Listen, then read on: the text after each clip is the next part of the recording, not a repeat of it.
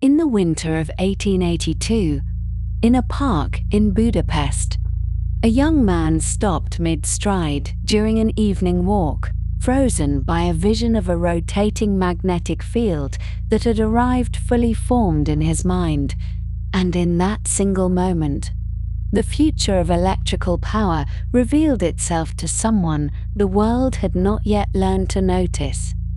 This is the story of Nikola Tesla, told slowly, told gently, for those who find rest in the wandering paths of a remarkable life. If these quiet hours bring some comfort, a subscription means more evenings like this one will follow.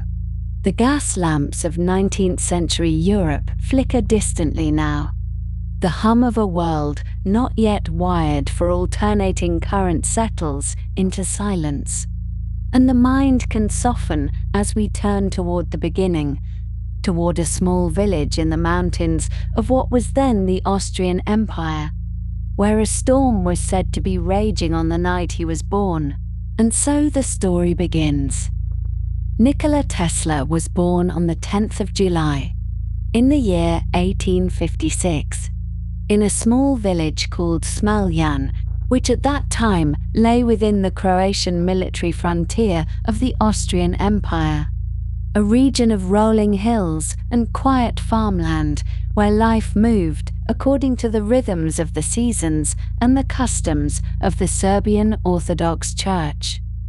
The night of his birth, according to family accounts that would be passed down through generations and eventually recounted by Tesla himself in later years, was marked by a particularly violent thunderstorm, with lightning splitting the darkness over the village and illuminating the modest parsonage where his mother labored to bring him into the world. The midwife attending the birth is said to have remarked, perhaps with some unease, that the storm was a bad omen, that the child would be a child of darkness. But his mother, even in the exhaustion of those difficult hours, replied calmly that no, he would be a child of light. Whether this exchange occurred precisely as later remembered, or whether it grew more polished in the retelling over decades, it nonetheless captures something of the atmosphere surrounding the arrival of this particular infant, born during an electrical display in the sky above a village that had no electricity of its own and would not have any for many years to come. The village of Smiljan was a small and quiet place, home to only a few dozen families, set in a landscape of gentle hills and modest agricultural plots where farmers tended their livestock and grew what crops the soil would yield. The houses were simple structures, built in the traditional style of the region, with thick walls to keep out the winter cold and small windows that admitted limited light. The Tesla family home stood adjacent to the Serbian Orthodox Church, where the father of the household, Milutin Tesla, served as the parish priest, delivering sermons and tending to the spiritual needs of the local congregation. The proximity of the home to the church meant that the rhythms of religious observance were woven into the fabric of daily life for the Tesla children, who grew up hearing the bells calling the faithful to services and watching their father prepare his vestments and his homilies with careful attention to duty. Milutin Tesla was a man of learning and of faith, educated in the traditions of the Serbian Orthodox priesthood and possessed of a library that was unusually extensive for a rural clergyman of his circumstances. He was known in the village as a thoughtful man, given to long contemplation and to the composition of his sermons, which he wrote out carefully and then committed to memory so that he might deliver them without notes, speaking directly to his parishioners as though the words arose spontaneously from his spirit. He valued education highly and expected his children to develop their minds through reading and study. making available to them the books in his personal collection, which included works of literature, philosophy, and religious commentary. He was also something of a poet himself, composing verses in Serbian that reflected his theological interests and his sense of the beauty inherent in language when it is arranged with care and intention. The mother of the Tesla household, Duka Mandić, was herself the daughter of a Serbian Orthodox priest, and so the traditions of the church ran through both lines of the family, creating a household deeply rooted in the customs and beliefs of their faith. Duka was, by all accounts, an extraordinary woman, though her gifts were of a kind that the formal educational systems of her time and place did not recognize or cultivate. She had never learnt to read, remaining illiterate throughout her life, and yet she possessed a memory of remarkable capacity and precision, able to recite lengthy passages of Serbian epic poetry, religious texts, and folk songs without error, having heard them spoken or sung and retained them perfectly in her mind. She could reproduce entire books of the Bible from memory, verse by verse, and she carried within her a vast repository of the oral traditions that had been passed down through generations of her family and her community. In addition to this prodigious memory, Duka was skilled in the practical crafts required for running a household in rural 19th century Europe, and she devised various tools and implements to make the work of daily life more efficient, fashioning with her own hands devices for weaving, cooking, and other domestic tasks. Nikola Tesla would later attribute much of his inventive nature to the inheritance he received from his mother, recognizing in her the same impulse toward creation and improvement that would come to define his own life and work. The Tesla family included, in addition to Nikola, an older brother named Dane and 3 sisters whose names were Milka, Angelina, and Marika. Dane was the eldest child and was regarded by the family, and apparently by the wider community as well, as something of a prodigy, a boy of exceptional intelligence and promise who seemed destined for great accomplishments. He was the golden child, the one upon whom the hopes of the family naturally rested, and young Nikola grew up in the shadow of this brilliant older brother, aware from an early age that Dane was considered the genius of the household, the one whose future achievements would bring honor to the Tesla name. The 3 sisters occupied their own places in the family structure, helping their mother with domestic tasks and participating in the religious and social life of the village.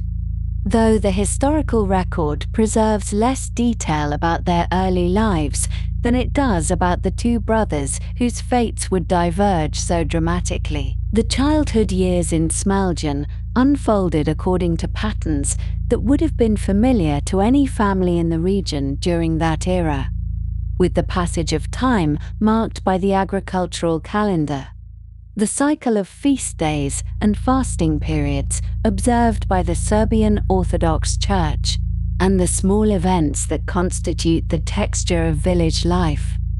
The feast days were occasions of particular significance, bringing the community together for religious services, shared meals, and the renewal of social bonds that held the village in its quiet coherence. The children of the Tesla household would have participated in these observances from their earliest years, learning the prayers and hymns, watching the rituals performed by their father at the altar, and absorbing the worldview that these traditions expressed. A worldview in which the visible world was interwoven with the invisible, and in which the events of daily life were understood to unfold within a larger framework of divine providence and meaning. Young Nikola, even in these early years, displayed certain characteristics that would later be recognized as early manifestations of his remarkable mental abilities. He possessed what would come to be called a photographic memory, the capacity to see something once and retain a precise image of it in his mind, able to recall details with an accuracy that seemed almost supernatural to those who witnessed it.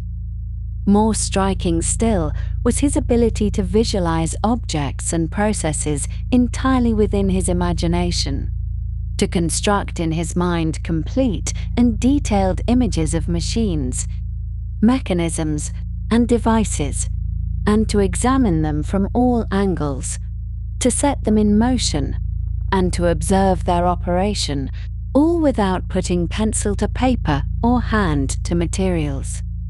This faculty of mental visualization would become one of the defining features of his later scientific and inventive work, allowing him to design and refine complex apparatus entirely in his thoughts before ever building a physical prototype.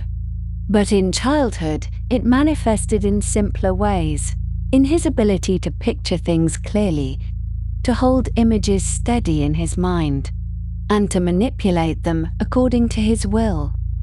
The young boy also displayed an early inclination toward invention and experimentation, though his first creations were of the humble kind, appropriate to a child growing up in a rural village with limited resources and unlimited time to explore the natural world. One of his earliest inventions, which he would recall with fondness in later years, was a small hook that he designed for the purpose of catching frogs, a device that improved upon the crude methods used by other village children and demonstrated an early understanding of how form might be refined to serve function more effectively. Another childhood creation, more ambitious in its conception, if perhaps less successful in its execution, was a kind of motor that he attempted to power using June bugs, those beetles that appear in warm weather and fly with a buzzing energy that must have seemed to a curious child like a potential source of motive power waiting to be harnessed. He attached the insects to a small wheel or spindle arrangement of his own devising, hoping that their efforts to fly would cause the mechanism to rotate, and apparently the device did function after a fashion, though its power output was modest and its operational lifespan limited by the endurance of its biological engines. These early experiments, trivial as they might appear when set against the vast achievements that would come later, nonetheless reveal something essential about the character of the child who conducted them, a mind that looked at the world and saw not only what was, but what might be, a temperament that found satisfaction in the act of making and building and improving, and an imagination that was already reaching toward the harnessing of natural forces for human purposes. The frogs and the June bugs were the raw materials available to a village boy in the 1860s, and he made of them what he could, learning through these small projects the basic principles of design, of trial and error, of the relationship between intention and outcome that would guide his work throughout his life. The years of early childhood in Smiljan were, by all indications, years of relative happiness and security, the ordinary contentments of a loving family, a stable home, and a community that provided the structure and support within which children could grow and learn and gradually find their place in the world. But this period of innocence came to an abrupt and devastating end when Nikola was approximately 7 years old.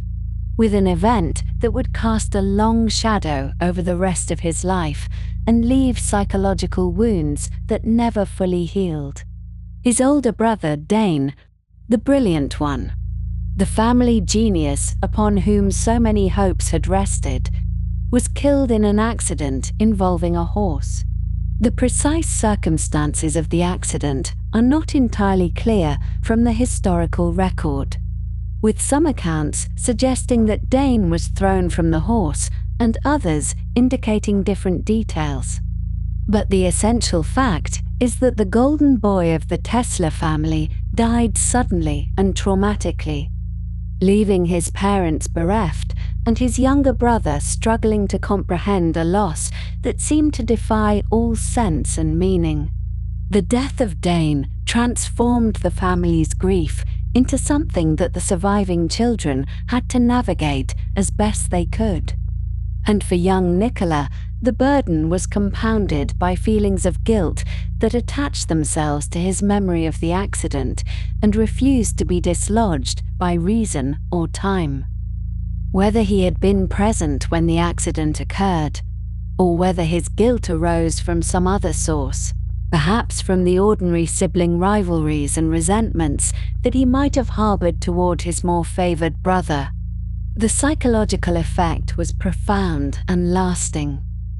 Tesla would later recount that, in the aftermath of Dane's death, he began to experience strange visions and hallucinations, vivid images of light that would flash before his eyes unbidden, sometimes accompanied by scenes or pictures that seemed to appear from nowhere and impose themselves upon his perception with startling clarity.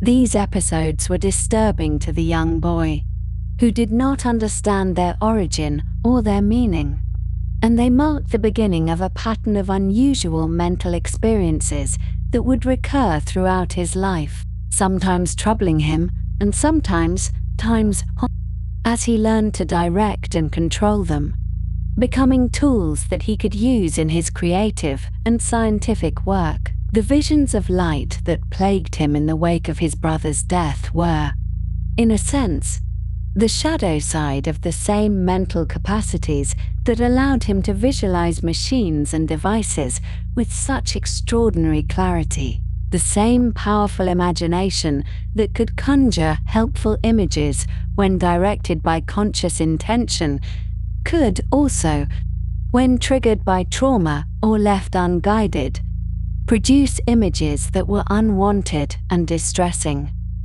The young Nikola learned, gradually and with difficulty, to manage these experiences, to find ways of calming his mind and redirecting his attention when the visions threatened to overwhelm him.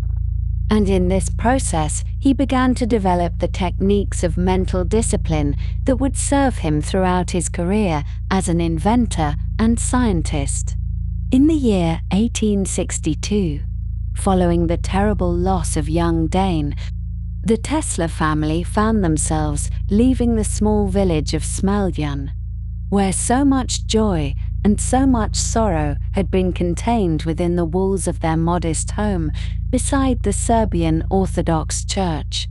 The Reverend Milutin Tesla had been appointed to a new position as parish priest in the town of Gospić, which lay some distance away in the Lika region of what was then the Austrian Empire.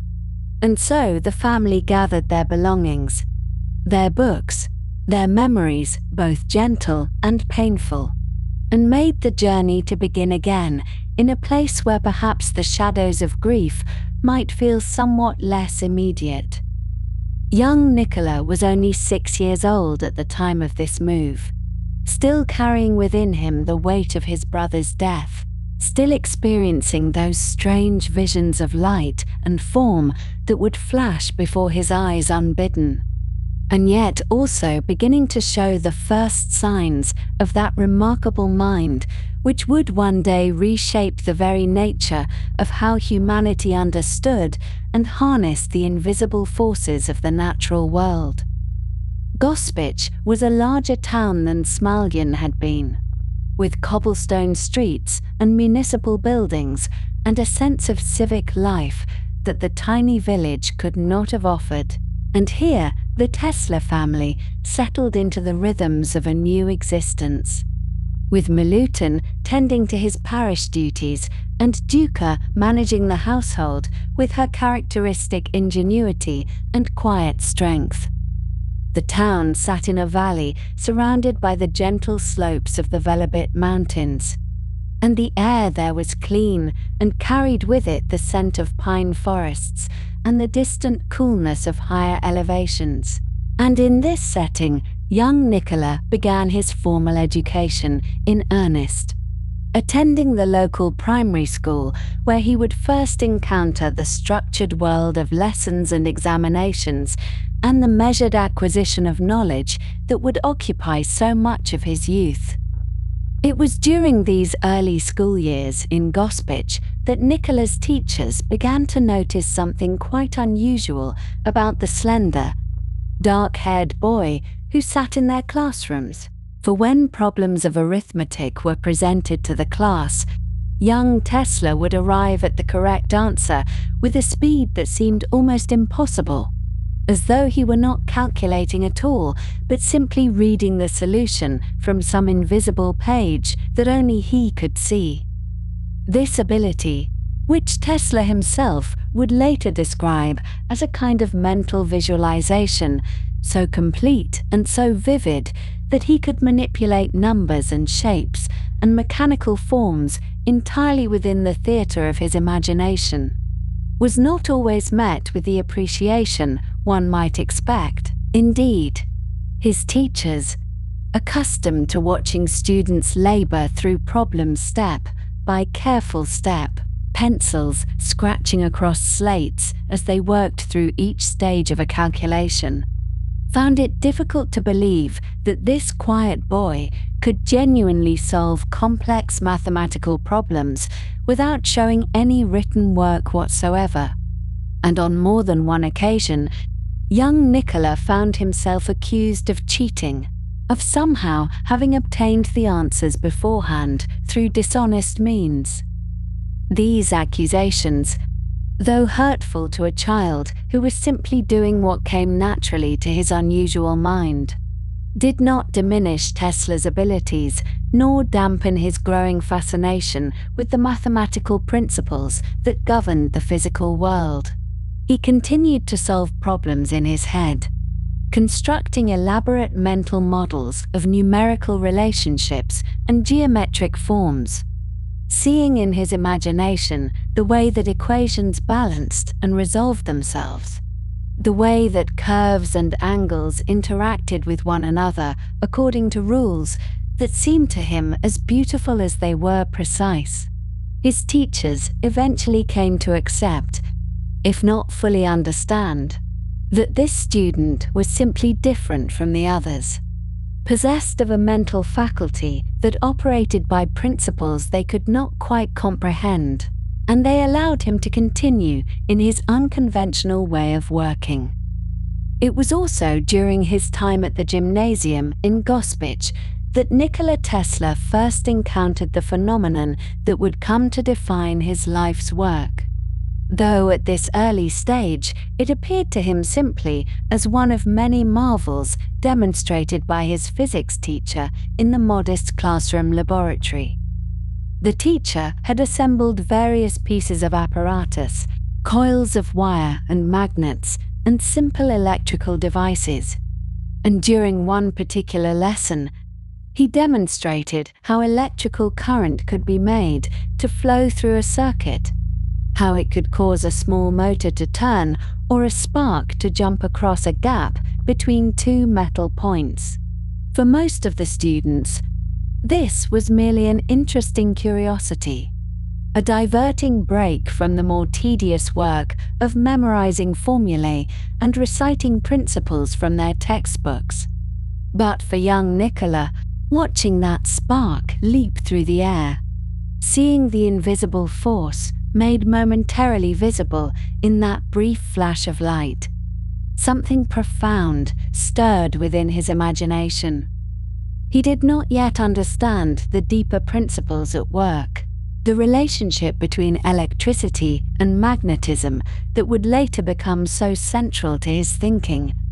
Nor could he have articulated at that age the questions that would eventually drive him to revolutionize the field of electrical engineering. But the seed was planted in that classroom in Gospić, the first glimpse of a mystery that would occupy his thoughts for decades to come.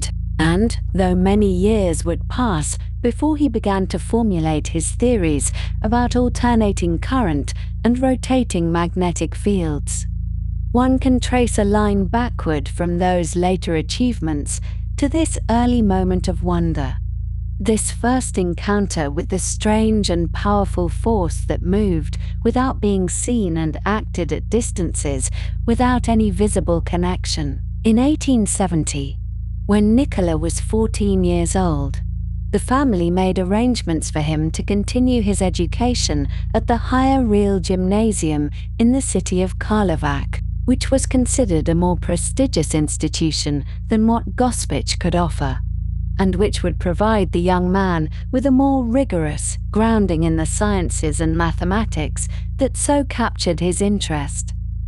Karlovac was a significant city in the region, situated at the confluence of 4 rivers and possessed of a long history as a center of commerce and learning.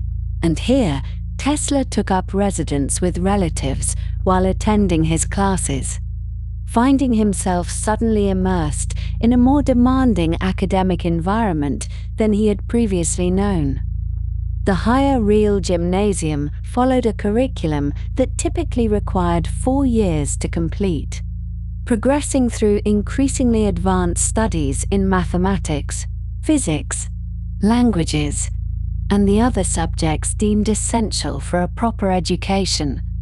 But Tesla, applying the same remarkable mental abilities that had so puzzled his earlier teachers, moved through this material at an accelerated pace, completing the entire 4-year program in just 3 years, and graduating at the age of 17, younger than most of his classmates who had begun at the same time.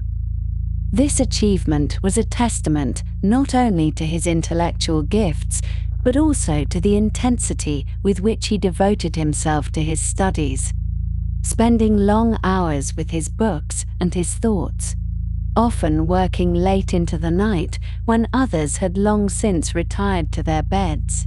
Among the teachers who influenced Tesla during his time in Karlovac, one stands out with particular significance in the story of his intellectual development, and that was a physics professor named Martin Sekulic, who taught his subject with an enthusiasm and clarity that made a lasting impression on the young student. Professor Sekulic had a gift for explaining complex physical principles in ways that illuminated rather than obscured their underlying elegance, and he took a particular interest in the precocious Tesla, recognizing in him a student of unusual promise and encouraging him to pursue his studies further. It was in Sekulic's classroom that Tesla received his first systematic exposure to the theory of electrical phenomena, learning about the work of Faraday and the principles of electromagnetic induction, and beginning to understand the fundamental laws that govern the behavior of electrical currents and magnetic fields. It was also during this period that Tesla first learned of the concept of alternating current, though at this stage it was presented merely as one among several theoretical possibilities, rather than as a practical system for the transmission of electrical power. The prevailing wisdom of the time held that direct current, which flowed in a single direction like water through a pipe, was the only practical form of electricity for most applications, and the idea that current might be made to reverse its direction many times per second, flowing first one way and then the other in a continuous oscillation, was regarded more as a mathematical curiosity than as a foundation for future technology. But something about this concept lodged itself in Tesla's imagination. Some intuition that there was more to be discovered here, more potential to be unlocked, and though he could not yet articulate what that potential might be, he filed the idea away in his remarkable memory, where it would wait until the circumstances were right for it to emerge again. In 1873, having completed his studies at Karlovac with distinction, Tesla returned to the village of Smiljan, where his family had maintained their connections despite the move to Gospić, intending to spend some time at home before deciding upon the next stage of his life.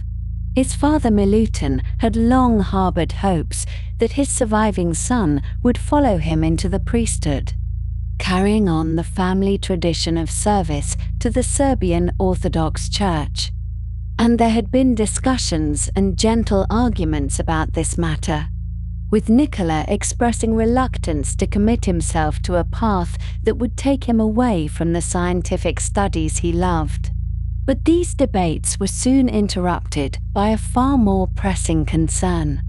For shortly after his return home, the young man fell gravely ill with cholera, a disease that swept through the region with terrible regularity and claimed many lives among those who contracted it. The illness struck Tesla with great severity, confining him to his bed for many months and bringing him at times to the very threshold of death, so weak that he could barely speak and so depleted that his family feared each day might be his last. For 9 long months he lay in this condition, drifting in and out of consciousness and hold, his body fighting against the disease, while his mind, even in its weakened state, continued to wander through landscapes of imagination and memory. During the worst of these periods, when it seemed most likely that he would not survive, his father sat beside his bed and made a promise that would change the course of the young man's life, telling Nikola that if he would only fight to recover, if he would summon the strength to overcome this illness, then he would be sent to the finest engineering school that could be found, free to pursue his studies in science and technology rather than being compelled to enter the priesthood. Whether it was this promise that gave Tesla the will to survive, or whether it was simply that his constitution proved stronger than the disease, or whether it was some combination of factors that no one could fully explain, the young man did eventually begin to recover, slowly regaining his strength over the course of many additional weeks and months. During this long convalescence, confined to his bed and too weak to do much more than rest and read, Tesla discovered the works of various authors who would make lasting impressions upon his imagination. And among these was the American writer Mark Twain, whose humorous tales and social observations delighted the recovering patient and provided welcome relief from the monotony of his sick-room existence. Tesla would later recall how Twain's books had helped to sustain his spirits during those difficult months, bringing laughter and lightness into what might otherwise have been an unbearably dreary period of recovery. By the time he was finally well enough to rise from his bed and walk about again, the world had continued turning. Seasons had changed, and Tesla himself had been transformed by the experience, emerging from his illness with a renewed determination to pursue his dreams and a promise from his father that those dreams would be supported. The path ahead would lead him eventually to engineering school in Graz, and then to further studies and adventures and discoveries that would reshape the technological landscape of the modern world. But all of that lay still in the future, waiting beyond the horizon of these formative years in Gospić and Karlovac, where a remarkable young mind had first begun to awaken to its own extraordinary possibilities. In the autumn of 1875, a young man of 19 years arrived in the city of Graz, nestled in the southeastern reaches of the Austrian Empire, where the river Mur curves gently through valleys that catch the last warmth of summer well into October. Nikola Tesla had secured admission to the Austrian Polytechnic, which was then formerly known as the Joanneum Polytechnic School, through a scholarship provided by the Military Frontier Administration. That same administrative region where his father had served as a priest and where the family had lived their quiet, studious life. The scholarship was a matter of some significance, for without it, the Tesla family would have found the expense of such an education quite beyond their modest means. And so the young man arrived with both the weight of expectation and the lightness of genuine enthusiasm for the technical subjects he would now pursue in earnest. The Austrian Polytechnic in Graz was not among the largest or most prestigious of European technical institutions, but it offered a thorough grounding in mathematics, physics, and the emerging field of electrical engineering, which was then still finding its shape as a discipline distinct from natural philosophy. The buildings were solid and unassuming. The lecture halls filled with the quiet scratching of pencils and the measured voices of professors who had devoted their careers to the careful transmission of knowledge. Tesla found himself immediately at home in this environment, where ideas were valued and where the systematic study of natural phenomena proceeded according to methods he found deeply satisfying. During his first year at the Polytechnic, Tesla demonstrated the sort of academic dedication that would have pleased any institution. He attended every single lecture without exception, arriving early and remaining attentive throughout, taking notes in his careful hand and reviewing them each evening in his modest lodgings. His professors noted his unusual focus and his apparent ability to grasp complex mathematical concepts with a facility that set him apart from many of his peers. At the conclusion of that first year, he had achieved the highest grades in his class, and the faculty saw fit to provide him with a formal letter of commendation, which acknowledged not only his intellectual abilities, but also his exemplary conduct as a student. This letter would have been sent to his father back in the village of Gospić, and one imagines the elder Tesla reading it with quiet satisfaction, pleased that his son was making good use of the opportunities that had been secured for him. Among the professors at the Polytechnic was a man named Jacob Poesch, who taught physics and who had a particular interest in electrical machinery, which was then a subject of considerable excitement among those who studied such things. During one lecture that Tesla attended, Professor Poeschl demonstrated a device known as a Gram dynamo, which was a type of electrical generator that had been developed in the previous decade and which represented one of the more successful attempts to convert mechanical motion into electrical current on a practical scale.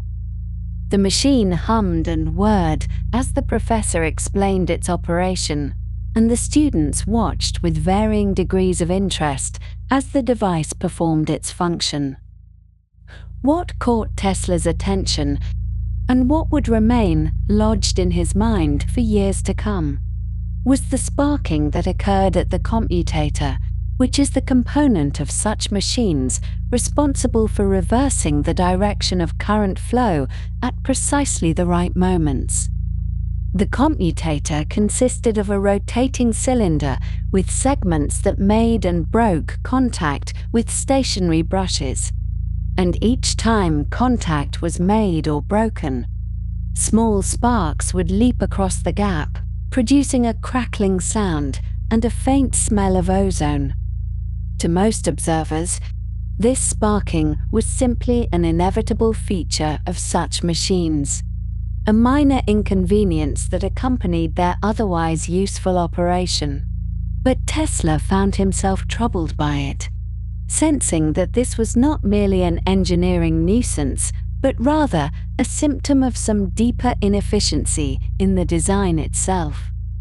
In what was perhaps an early indication of both his intellectual confidence and his willingness to question established ideas, the young student raised the possibility to Professor Poeschl that there might be some way to eliminate the commutator entirely, to design an electrical motor or generator that would function without this sparking component and the losses it entailed. Professor Poeschl, who was an experienced teacher and who had seen many eager students propose solutions to problems they did not fully understand, responded with the firm dismissal that such a thing was quite impossible. The commutator, the professor explained, was essential to the operation of direct current machinery, and there was no theoretical basis for believing that any alternative arrangement could achieve the same results. The young Tesla sat back in his seat and said nothing further on the matter at that time. But he did not forget the exchange, and the problem of the sparking commutator would continue to occupy a portion of his thoughts for years to come. The second year at the Polytechnic began with the same promise as the first, but somewhere in those months, things began to go wrong in ways that would alter the course of Tesla's immediate future. He developed a habit of frequenting the cafes and establishments of Graz where gambling took place, and what may have begun as an occasional diversion gradually became something more compulsive and consuming. The precise nature of the games he played is not entirely clear from the historical record, but it seems likely that cards were involved, and that the young man found himself increasingly unable to resist the pull of the gaming table, even when prudence and his financial circumstances should have counseled restraint. The consequences of this addiction were predictable and severe. The money that had been provided for his tuition and living expenses began to disappear into the coffers of the gambling houses, and Tesla found himself falling behind in his studies as the time he should have spent in lectures and libraries was instead devoted to games of chance. His scholarship, which had been contingent upon maintaining satisfactory academic standing, was revoked when it became clear that he was no longer meeting the requirements that had been attached to it. Without the scholarship money and without the tuition funds he had gambled away, Tesla could no longer afford to continue his studies, and in December of 1878, he left the Austrian Polytechnic without having completed his degree. He was 22 years old, and the promising academic career that had seemed so certain just 2 years earlier had come to an abrupt and somewhat ignominious end. What followed was a period of wandering and uncertainty that would last for several years. Tesla made his way to the town of Maribor, which lies in what is now Slovenia, but was then part of the Austrian Empire, and there he found employment as a draftsman, applying his technical training to the practical work of producing engineering drawings. The work was steady but unremarkable, and Tesla seems to have continued his gambling habits in the cafes of Maribor, spending his evenings in the same establishments where he had lost his scholarship money in Graz. His family did not know where he had gone, and for a time he was effectively a missing person, having severed contact with his parents and siblings back in Gospić. In March of 1879, his father, Milutin Tesla, succeeded in tracking him down in Maribor, having apparently made inquiries and followed such leads as were available to a worried parent seeking a wayward son. The reunion was not a happy one, for the elder Tesla was distressed to find his promising boy living in reduced circumstances and still in the grip of the gambling habit that had derailed his education. There were conversations between father and son of which we have no detailed record, but it seems likely that Milutin urged Nikola to abandon his current course and to find some way of returning to a more productive path before any substantial reconciliation could be achieved. However, fate intervened in the most final of ways. On the 17th of April, 1879, Milutin Tesla died at the age of 60. The cause of death is not recorded with certainty in the historical sources, but the loss was a profound one for the Tesla family and for Nikola in particular. Whatever tensions had existed between father and son, whatever disappointment Milutin had felt at his son's failures, all of that was now frozen in time, incapable of resolution or repair. Nikola was left to make his way in the world without the guidance of the man who had first encouraged his education and who had secured the scholarship that had opened the doors of the Polytechnic to him. The grief of this period seems to have been genuine and lasting, and perhaps it contributed to the gradual abandonment of the gambling habit that had caused so much trouble. Though the precise timeline of Tesla's recovery from this addiction is not entirely clear, in 1880, Tesla made his way to Prague, the ancient capital of Bohemia, where Charles Ferdinand University offered lectures in the sciences and humanities that attracted students from across the empire. Tesla hoped to continue his education there, but he faced several obstacles that prevented him from enrolling as a regular student. He had not completed the requirements for admission, lacking both a degree from his previous institution and proficiency in the Czech language, which was used for instruction in many courses.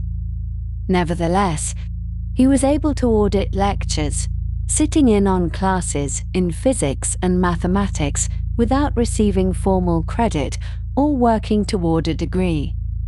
This arrangement allowed him to continue learning, even if it did not provide the credentials that might have helped him secure a professional position. The following year, 1881, brought a change of scene and a return to practical work. Tesla traveled to Budapest, the vibrant capital of the Hungarian portion of the empire, where he had obtained a position at the Central Telephone Exchange. This enterprise was under the direction of a man named Tivadar Puskás, who was a Hungarian inventor and entrepreneur with connections to Thomas Edison's expanding communications empire. The telephone was still a relatively new technology at that time, having been patented by Alexander Graham Bell only 5 years earlier, and the work of building and maintaining telephone exchanges was both technically demanding and commercially promising. Tesla applied himself to the tasks at hand, demonstrating the same capacity for focused work that had characterized his first year at the Polytechnic, and he gained practical experience with electrical systems that would serve him well in the years to come. It was during this period in Budapest that the pivotal moment occurred, the moment toward which all of Tesla's previous thinking about electrical machinery had been leading, though he could not have known it at the time. In February of 1882, Tesla was walking in the Városliget, which is a large public park in Budapest where residents of the city came to take the air and to enjoy the winter sunshine when it appeared. He was accompanied by a friend named Antal Szigeti, who worked with him at the telephone exchange and who shared some of his interest in technical matters. The two men walked along the paths of the park, their breath visible in the cold air, discussing whatever subjects came to mind. And then, quite suddenly, something shifted in Tesla's consciousness. The problem that had occupied him since that long-ago lecture in Graz, the problem of the sparking commutator and the possibility of eliminating it, resolved itself in his mind with a clarity and completeness that seemed to come from somewhere outside himself. He saw, in his imagination, the entire mechanism of a new kind of motor, one that would operate on alternating current rather than direct current, one that would use rotating magnetic fields to turn the rotor without any need for a commutator or brushes. The vision was not partial or sketchy, but fully formed, as if he were observing a machine that already existed rather than conceiving one that had never been built. Tesla stopped walking and stood still in the park, overwhelmed by what he was experiencing. His friend Sigeti watched with some concern as Tesla began to speak rapidly about what he was seeing, describing the arrangement of coils and the timing of currents and the way the magnetic field would sweep around the stator in a smooth, continuous motion. Then, finding words insufficient, Tesla knelt down and picked up a stick from the ground, and in the sandy soil of the Wardenclyffe, he began to sketch the diagram of his alternating current motor, the lines appearing in the earth as if transcribed from some blueprint that existed in a realm beyond ordinary vision. Sigeti looked on, not fully understanding what he was witnessing, but sensing that something significant was taking place. The sketch in the sand would not survive the next rainfall or the next footsteps of passing visitors, but the idea it represented would endure and would eventually transform the world. In the year 1882, at the age of 26, Nikola Tesla found himself walking the streets of Paris, having accepted a position with the Continental Edison Company, which was the European branch of Thomas Edison's growing electrical empire. The company had been established to bring Edison's direct current lighting systems to the cities of Europe, and Tesla arrived there with his engineering credentials from Graz and Prague, such as they were, and with his mind still turning over the problem of alternating current that had occupied him since that afternoon walk in Budapest. Paris in those years was a city of broad boulevards and gas lamps, though the gas lamps were beginning to give way, here and there, to the soft glow of incandescent bulbs, and the Continental Edison Company was at the center of this quiet transformation. Tesla's supervisor at the Continental Edison Company was a man named Charles Batchelor, an Englishman who had worked closely with Edison himself in the laboratories at Menlo Park and who now oversaw the European operations with a practical, methodical approach to the business of electrification. Batchelor was the sort of man who noticed talent when it presented itself, and he seems to have noticed Tesla almost immediately. The young Serbian engineer was assigned at first to relatively modest tasks, the kind of work that any competent electrical engineer might perform. But it soon became apparent that Tesla possessed abilities that went rather beyond the ordinary. He had a gift for troubleshooting, for understanding why a machine was not performing as it should, and for devising solutions that were both elegant and effective. The Continental Edison Company had contracts to install and maintain electrical systems in various cities across Europe, and when problems arose with these installations, someone had to travel to the site and determine what had gone wrong. Tesla became one of those people, a kind of itinerant problem solver who would arrive in a city where an Edison power plant was malfunctioning and would set about diagnosing the difficulty with a quiet, focused intensity. He traveled to various locations during this period, though the records of exactly where and when are not always complete, as is often the case with the early careers of people who later become famous. The most significant of these assignments came in 1883, when Tesla was sent to the city of Strasbourg, which at that time was part of the German Empire, having been annexed following the Franco-Prussian War. There was a power station there that had been built to supply electricity for the railway station, and something had gone rather badly wrong during its inauguration. An explosion had occurred, causing damage and considerable embarrassment to the company, and Tesla was dispatched to sort out the problems and get the system running properly.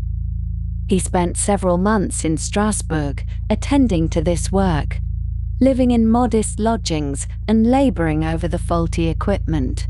But it was what Tesla did in his spare time during those months in Strasbourg that would prove most consequential for the history of electrical engineering. In a small workshops, working alone and without the resources of a proper laboratory, he constructed his first prototype of an alternating current induction motor. This was the device he had conceived in his mind that day in Budapest. The motor that could run on alternating current without the need for commutators or brushes. The motor whose rotating magnetic field he had visualized so completely that he had, in a sense, been carrying it with him ever since. Now, at last, he built a physical version of the machine. The prototype was simple and somewhat crude, as first prototypes often are, but it worked. The alternating current flowed through the coils, the magnetic field rotated, and the rotor turned, just as Tesla had known it would.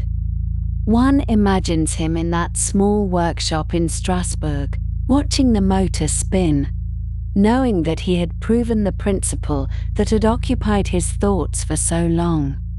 He tried to interest local businessmen and potential investors in his invention, giving demonstrations and explaining the advantages of alternating current over the direct current systems that Edison was promoting. But no one in Strasbourg was willing to provide the funding that would be needed to develop the motor further. The technology was too unfamiliar, perhaps, or the potential applications too uncertain. Tesla packed up his prototype and returned to Paris with the knowledge that he had succeeded technically but failed commercially. Charles Batchelor recognized Tesla's abilities and seems to have believed that the young engineer deserved a larger stage on which to demonstrate them.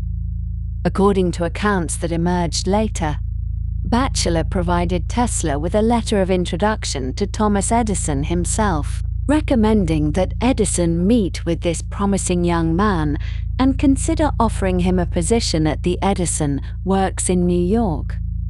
The exact wording of this letter has been the subject of much discussion over the years. Tesla himself, in later reminiscences, claimed that the letter contained the words, "I know two great men, and you are one of them. The other is this young man." It is a memorable phrase, and perhaps for that reason one might approach it with a degree of caution, as memorable phrases in historical accounts sometimes improve in the telling. Whether Batchelor wrote precisely those words, or something similar in sentiment, if different in expression, cannot be determined with certainty. What is clear is that Tesla left Paris in 1884 with the intention of traveling to America and presenting himself to the most famous inventor in the world.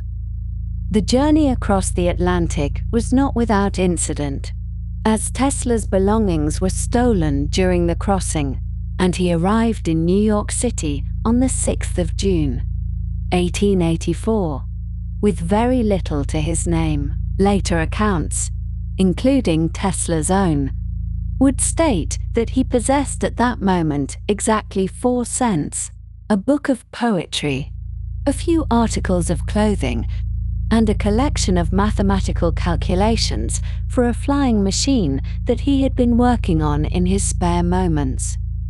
Whether the sum was precisely 4 cents or some other small amount is difficult to verify at this distance in time, but the general picture is clear enough.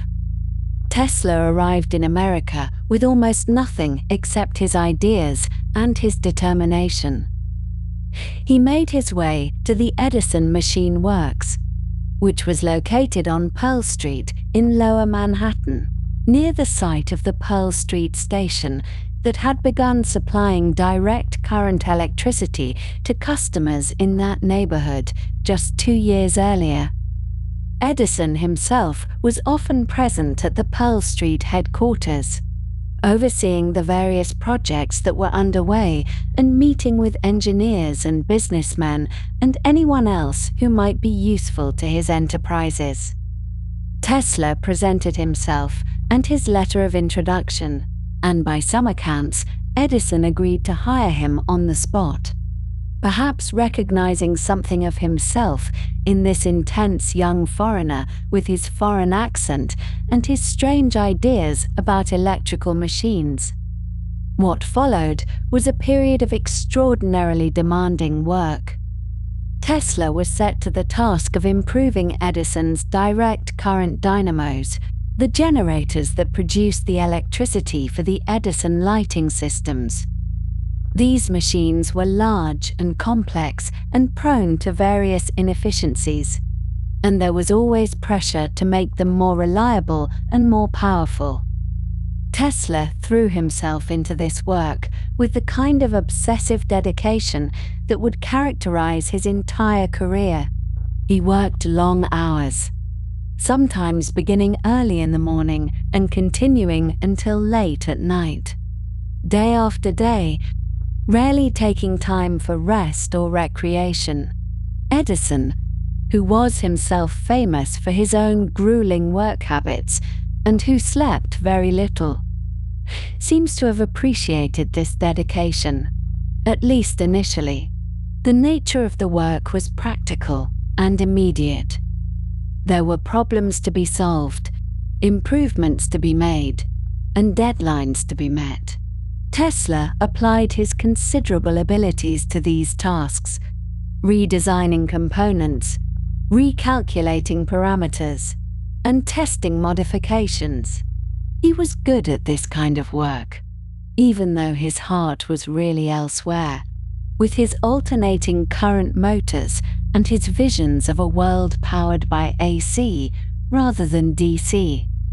For the time being, however, he was an employee of the Edison organization, and the Edison organization was committed to direct current. It was during this period that an incident occurred which would later become part of the mythology surrounding both Tesla and Edison.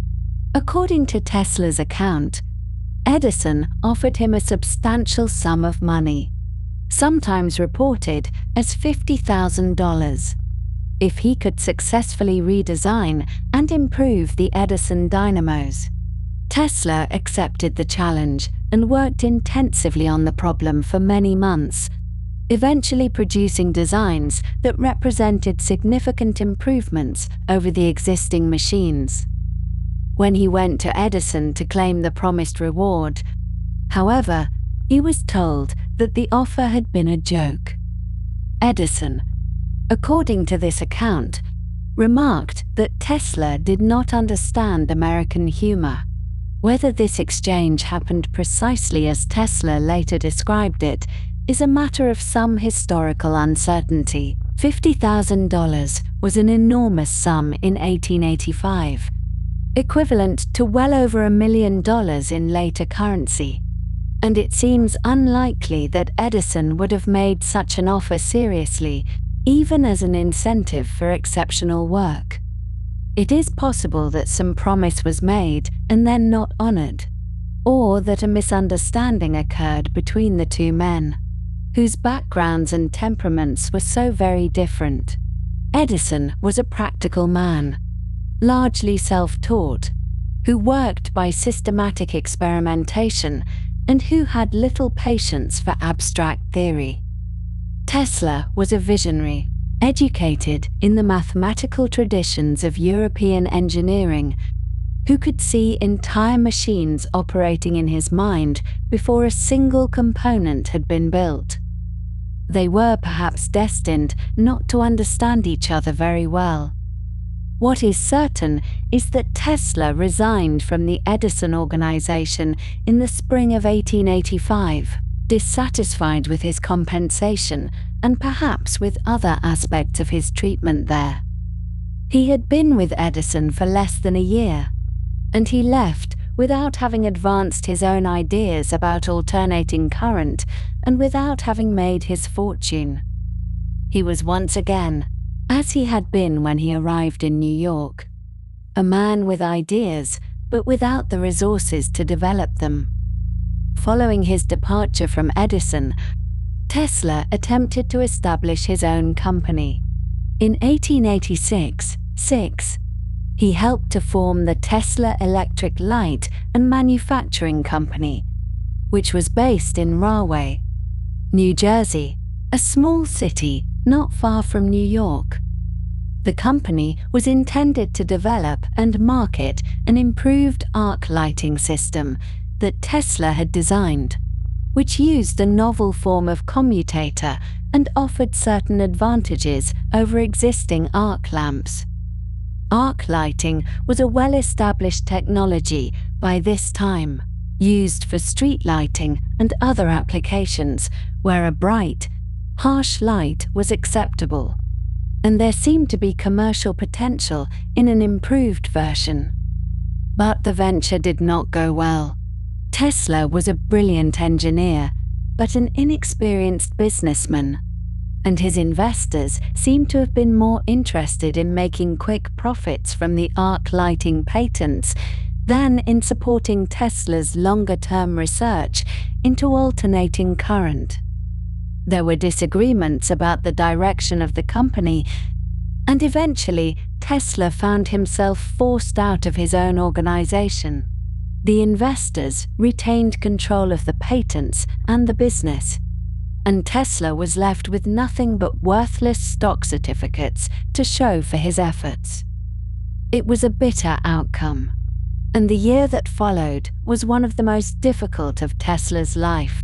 He was reduced to taking whatever work he could find, including manual labor, digging ditches for the very electrical cables that his more fortunate rivals were laying beneath the streets of New York.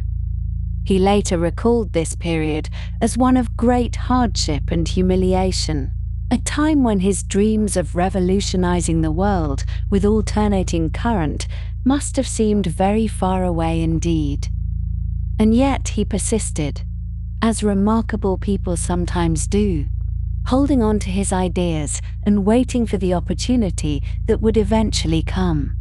In the winter of 1886 and into the early months of 1887, Nikola Tesla found himself in circumstances that would seem almost unimaginable given what was to follow in his remarkable life. The man who would soon reshape the entire foundation of electrical power distribution was, during this difficult period, employed as a common laborer, digging ditches through the cold earth of New York for the Western Union Company, earning approximately $2 for each full day of exhausting physical work.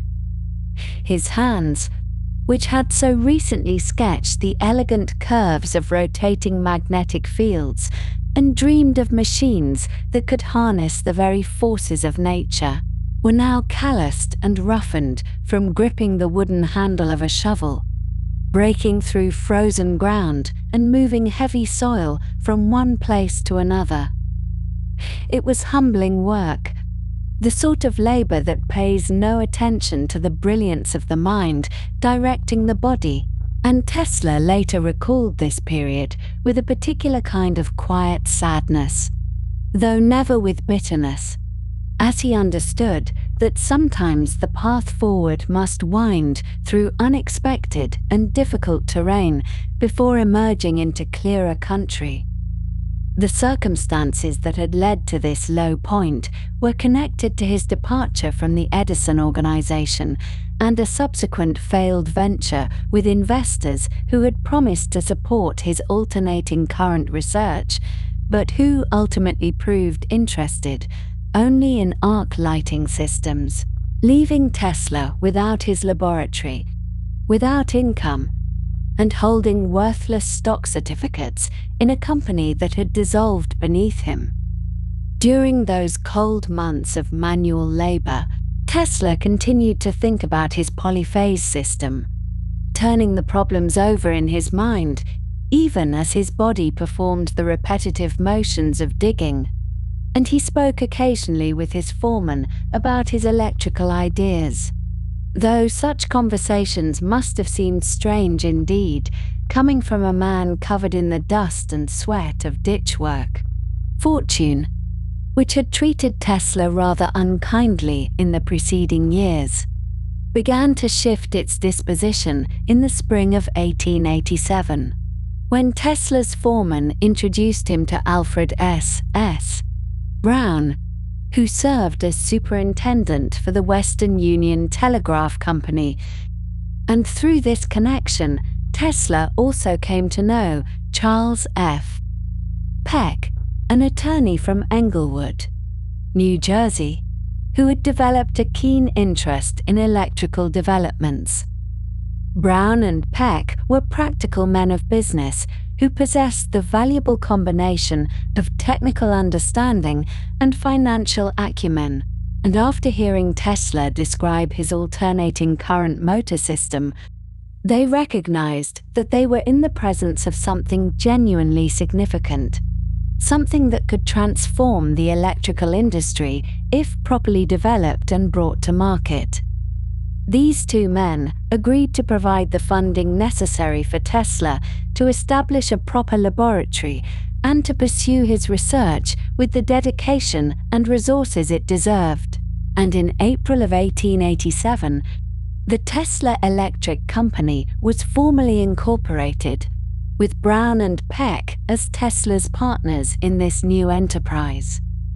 The laboratory that Tesla established at 89 Liberty Street in Lower Manhattan became the birthplace of practical polyphase, alternating current technology, a modest space in the crowded commercial district of New York that would see developments of world-changing importance unfold within its walls. Here, Tesla worked with the focused intensity that characterized all his research endeavors, constructing the motors and generators and transformers that he had carried in his mind since that transformative moment in Budapest 5 years earlier, building physical reality from the mental blueprints he had refined through countless hours of what he called mental experimentation. The laboratory was equipped with the tools and materials necessary for serious electrical work, and Tesla often labored through the night, sleeping only briefly and rising again to continue his investigations, driven by the knowledge that the polyphase system was genuine and important and worthy of every effort he could bring to its realization. During the remarkably productive period spanning from late 1887 through 1888, Tesla filed a series of patent applications that would collectively define the technical foundation of modern electrical power systems, covering alternating current motors of various configurations, transformers for adjusting voltage levels, and complete distribution systems that could deliver electrical power efficiently over considerable distances. The patents were comprehensive and carefully drafted, protecting the fundamental principles that made polyphase alternating current practical rather than merely theoretical. And they represented the systematic documentation of ideas that Tesla had developed and refined over many years of thought and experimentation. Each patent application detailed specific arrangements of windings and magnetic poles and electrical connections, providing the technical specifications necessary for others to construct working apparatus according to Tesla's designs. And together, they formed an intellectual property portfolio of extraordinary value. The culmination of this intense period of development came on the 16th of May, 1888, when Tesla delivered a lecture before the American Institute of Electrical Engineers that would prove to be one of the most significant presentations in the history of the field. Standing before an audience of professional engineers and scientists who represented the technical establishment of American electrical work, Tesla described and demonstrated his polyphase alternating current system, explaining the principle of the rotating magnetic field and showing how this elegant concept could be realized in practical motors and generators that operated smoothly and efficiently without the troublesome commutators and brushes that plagued direct current machines. The demonstration included working models that spun quietly before the assembled engineers, their smooth rotation providing visible proof that Tesla's claims were founded on solid technical reality rather than mere speculation. And the effect upon the audience was profound, for they recognized immediately that they were witnessing something of great importance.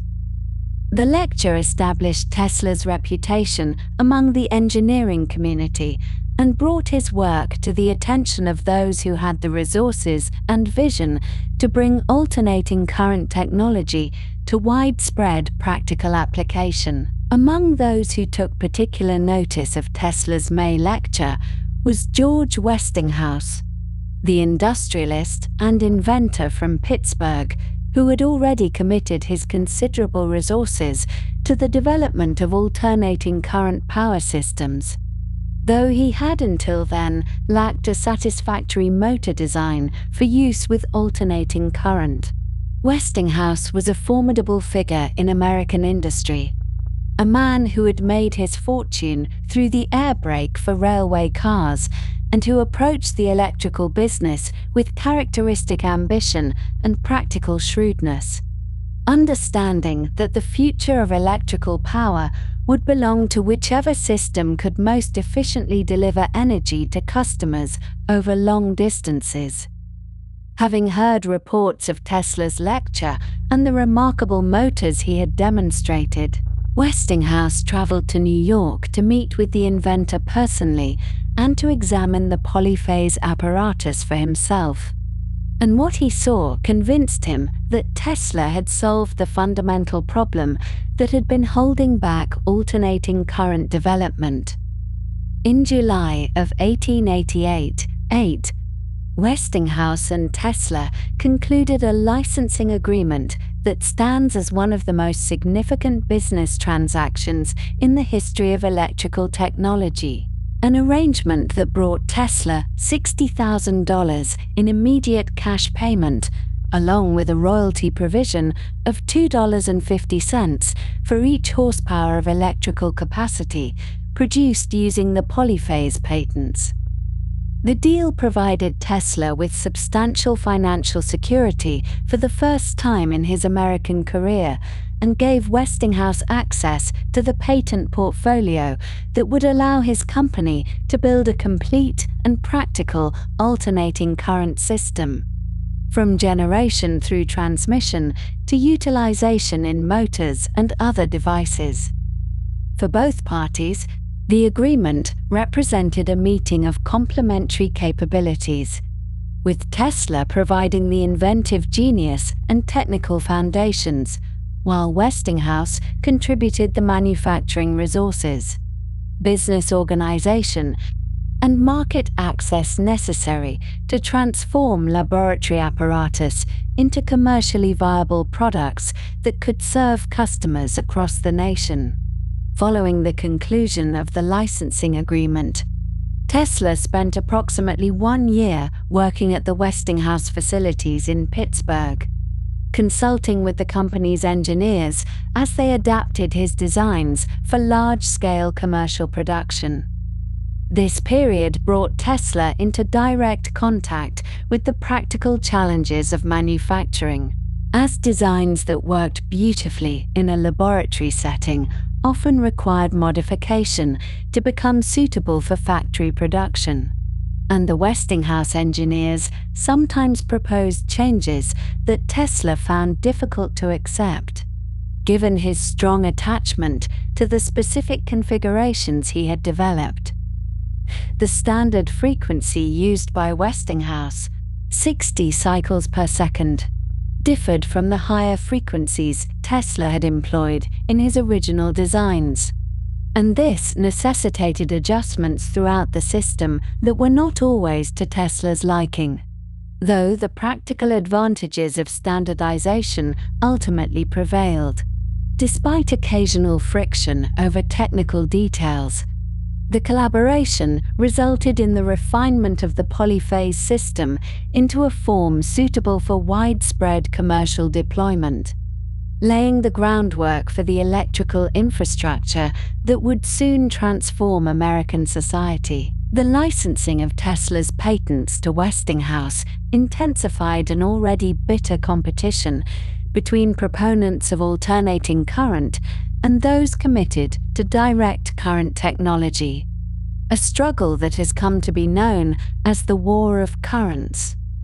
Thomas Edison, whose direct current system was threatened by the superior transmission capabilities of alternating current, launched a vigorous campaign to discredit the rival technology, emphasizing the dangers supposedly inherent in high-voltage alternating current and sponsoring public demonstrations designed to frighten potential customers away from the Westinghouse system.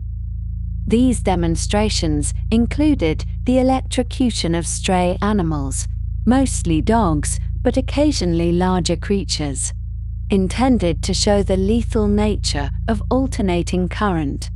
And Edison's associates worked behind the scenes to ensure that the first electric chair, then being developed for use in New York's prisons, would employ alternating current, thereby associating the technology with death and punishment in the public mind. The campaign was aggressive and sometimes unscrupulous, employing sensationalism and fear rather than technical argument, and it represented a darker aspect of the competitive struggle that accompanied the transformation of electrical technology into a major industry. Tesla watched these developments with dismay, but continued his work, confident that the technical superiority of alternating current would ultimately prevail over propaganda, and that the economic advantages of efficient long-distance transmission would prove decisive in the marketplace. The War of Currents caused genuine difficulties for the Westinghouse Company, which faced both public relations challenges and financial pressures as the cost of competing with Edison took its toll.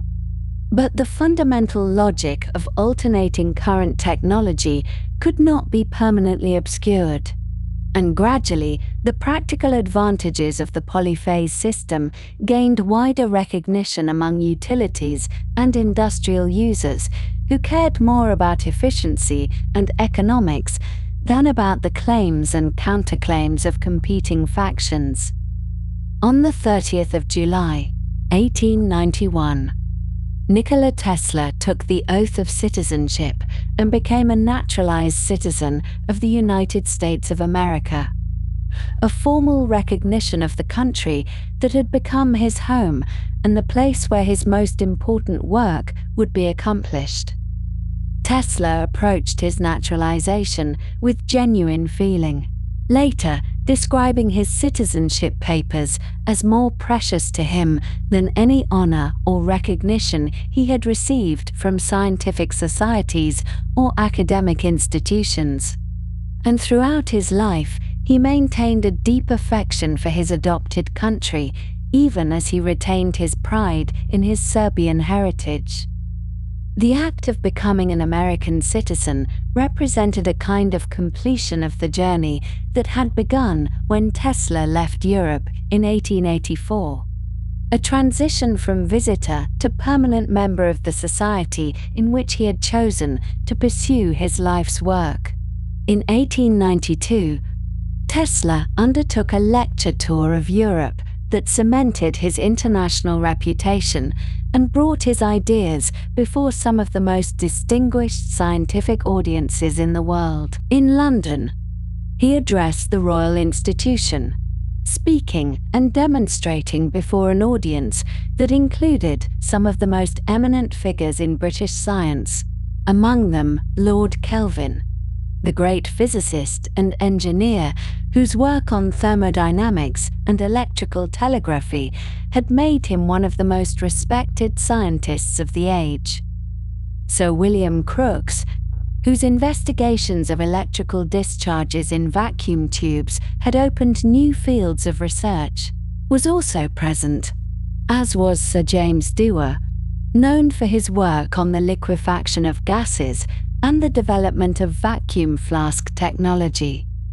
These luminaries received Tesla's demonstrations of high-frequency electrical phenomena with evident fascination and respect, recognizing in the Serbian-American inventor a mind of exceptional creativity and technical skill. The London lecture was followed by a presentation in Paris, where Tesla again captivated scientific audiences with his demonstrations of electrical effects that seemed almost magical in their beauty and strangeness. Though they were grounded always in rigorous physical principles that Tesla took care to explain with clarity and precision. The European tour of 1892 represented a high point of recognition for Tesla, a moment when the scientific establishments of the Old World acknowledged the achievements of a man who had left Europe as an unknown engineer and returned as a celebrated inventor whose work was transforming the very foundations of electrical technology. The relationships Tesla formed during this tour, particularly with Lord Kelvin, would prove valuable in the years ahead, as the development of practical power systems would require the endorsement and cooperation of established scientific authorities who could vouch for the soundness and safety of the new technology. Tesla returned to America with his reputation enhanced and his confidence strengthened, ready to pursue the next phase of his remarkable career, though the challenges that lay ahead would test even his extraordinary abilities and resilience. In the early years of the 1890s, Nikola Tesla established a new laboratory in Lower Manhattan, at the address of 33 to 35 South Fifth Avenue, which is now known as West Broadway. And it was here, in this modest building filled with coils and wires and glass tubes of various shapes, that he would conduct some of the most remarkable experiments of his career, working quietly and methodically through the nights while the city slept around him, his mind occupied with the invisible forces that most people had never considered and would not fully understand for decades to come. The laboratory itself was a place of careful organization, with workbenches arranged to accommodate the increasingly complex apparatus that Tesla required for his investigations. and it was here that he developed and refined what would come to be known as the Tesla coil, a resonant transformer circuit that he first demonstrated in 1891, and which remains to this day one of the most visually striking pieces of electrical equipment ever devised, capable of producing arcs of artificial lightning that crackled and danced through the air, reaching lengths that seemed almost impossible given the relatively compact size of the equipment that produced them. The Tesla coil operated on principles that Tesla understood with an almost intuitive clarity, involving the resonant rise of voltage through carefully tuned circuits. And the result was the generation of extremely high voltages at high frequencies, which behaved in ways that seemed to defy the expectations one might have formed from experience with ordinary electrical currents. And Tesla spent many long hours studying these phenomena, observing how the high-frequency discharges would leap and branch and sometimes seem to have a life of their own, filling the laboratory with a soft crackling sound and the faint smell of ozone, while bluish light played across the surfaces of conductors and sometimes formed glowing coronas around pointed objects. These experiments were not merely spectacles, though they were certainly spectacular to witness, but rather systematic investigations into the nature of high-frequency alternating currents and their potential applications. And Tesla became particularly interested in the wireless transmission of energy, the idea that electrical power might be sent through space without the need for connecting wires. And his Tesla coils were the primary tools with which he explored this possibility, sending energy across the room to light lamps that had no physical connection to the power source, watching as the invisible waves of electromagnetic energy propagated outward and induced currents in receiving circuits placed at various distances. During this same period, Tesla devoted considerable attention to experiments with what he called phosphorescent lighting, which involved passing high-frequency currents through glass tubes from which most of the air had been evacuated, and observing the soft, diffuse glow that resulted as the rarefied gases within the tubes became luminous. And these experiments were in many ways precursors to the fluorescent lighting that would eventually become commonplace in offices and homes around the world, though decades would pass before such technology entered widespread use, and Tesla himself moved on to other investigations, having demonstrated the principle and recorded his observations with characteristic thoroughness. His work with vacuum tubes extended beyond lighting applications, and Tesla conducted numerous experiments in which he observed various phenomena produced when electrical discharges passed through evacuated or partially evacuated glass vessels. And among the effects he noticed were certain penetrating rays that could expose photographic plates and pass through opaque materials. And this was several years before Wilhelm Röntgen made his famous announcement of the discovery of X-rays in 1895, though Tesla did not publish his findings on this particular phenomenon at the time.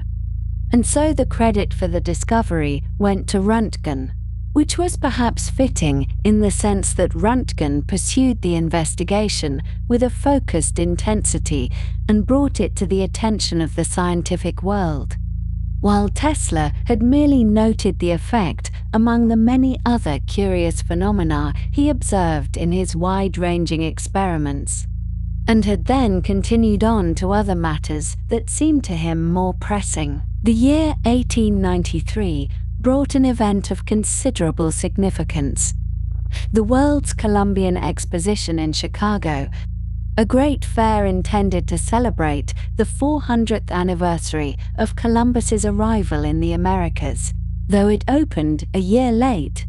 And this exposition became the stage for what might be called the decisive public demonstration of the superiority of alternating current over direct current for large-scale electrical power distribution, a victory that Tesla had worked toward for years and that Westinghouse had supported with considerable financial resources and no small amount of corporate courage.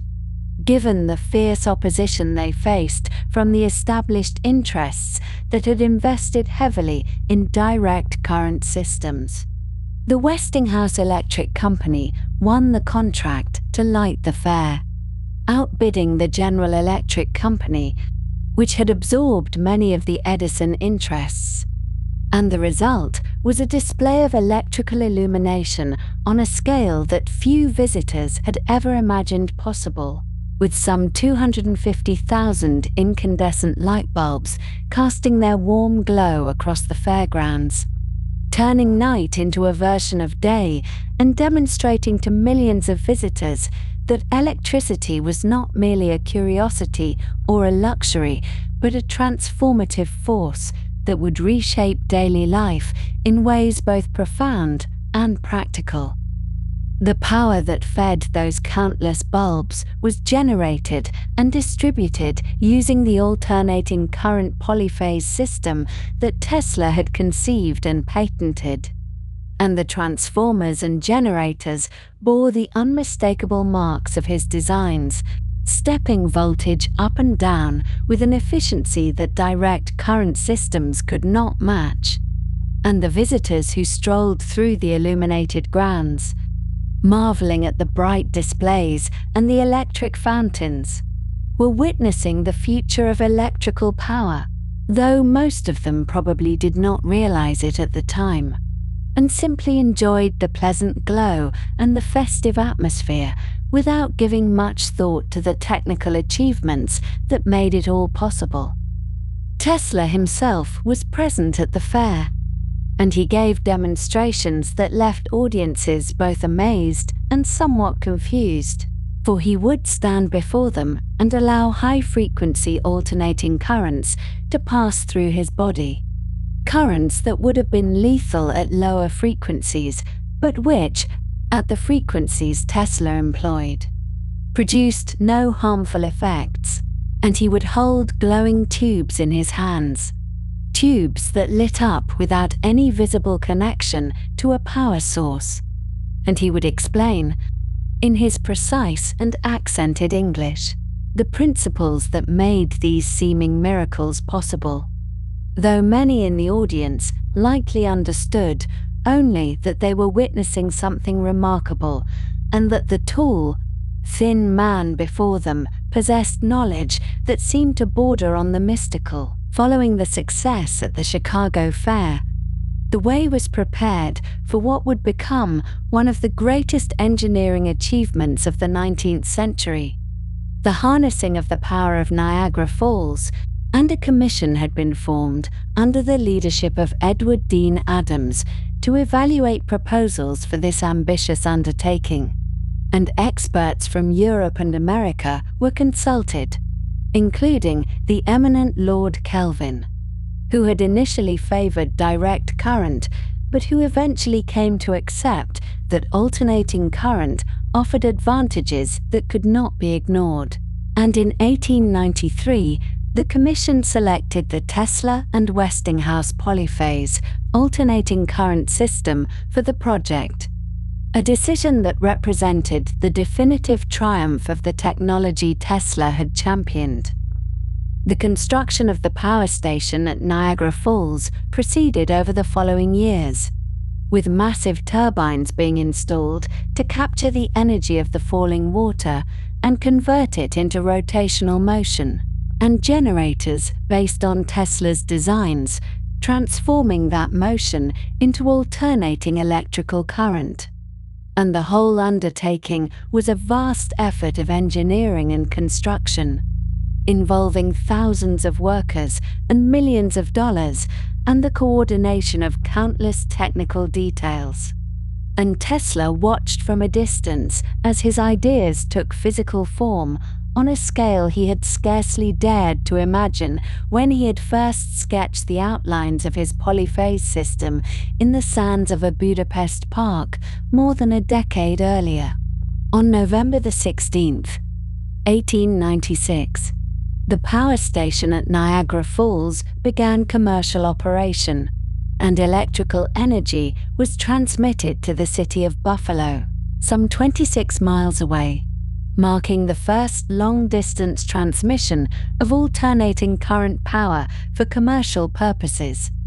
And this achievement demonstrated once and for all that electricity could be generated at one location and delivered efficiently to consumers at another, even when considerable distances separated them, and the age of centralized power generation and distributed consumption had truly begun, though it had begun so quietly that most people simply noticed that the lights came on when they flipped the switch and gave no thought to the remarkable chain of innovations that had made such convenience possible.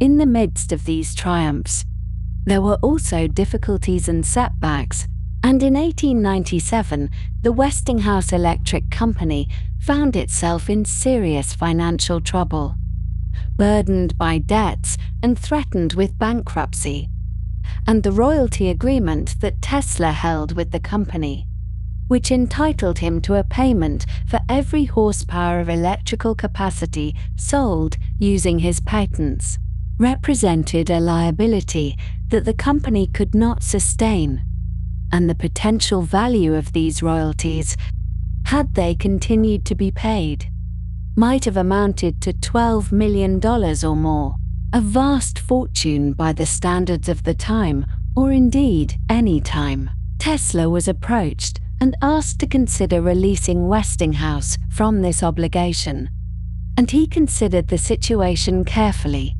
recognizing that George Westinghouse had believed in him when few others would, had provided the resources and the corporate structure necessary to bring alternating current to the world, and had stood firm against powerful opponents who sought to discredit the technology and destroy the company.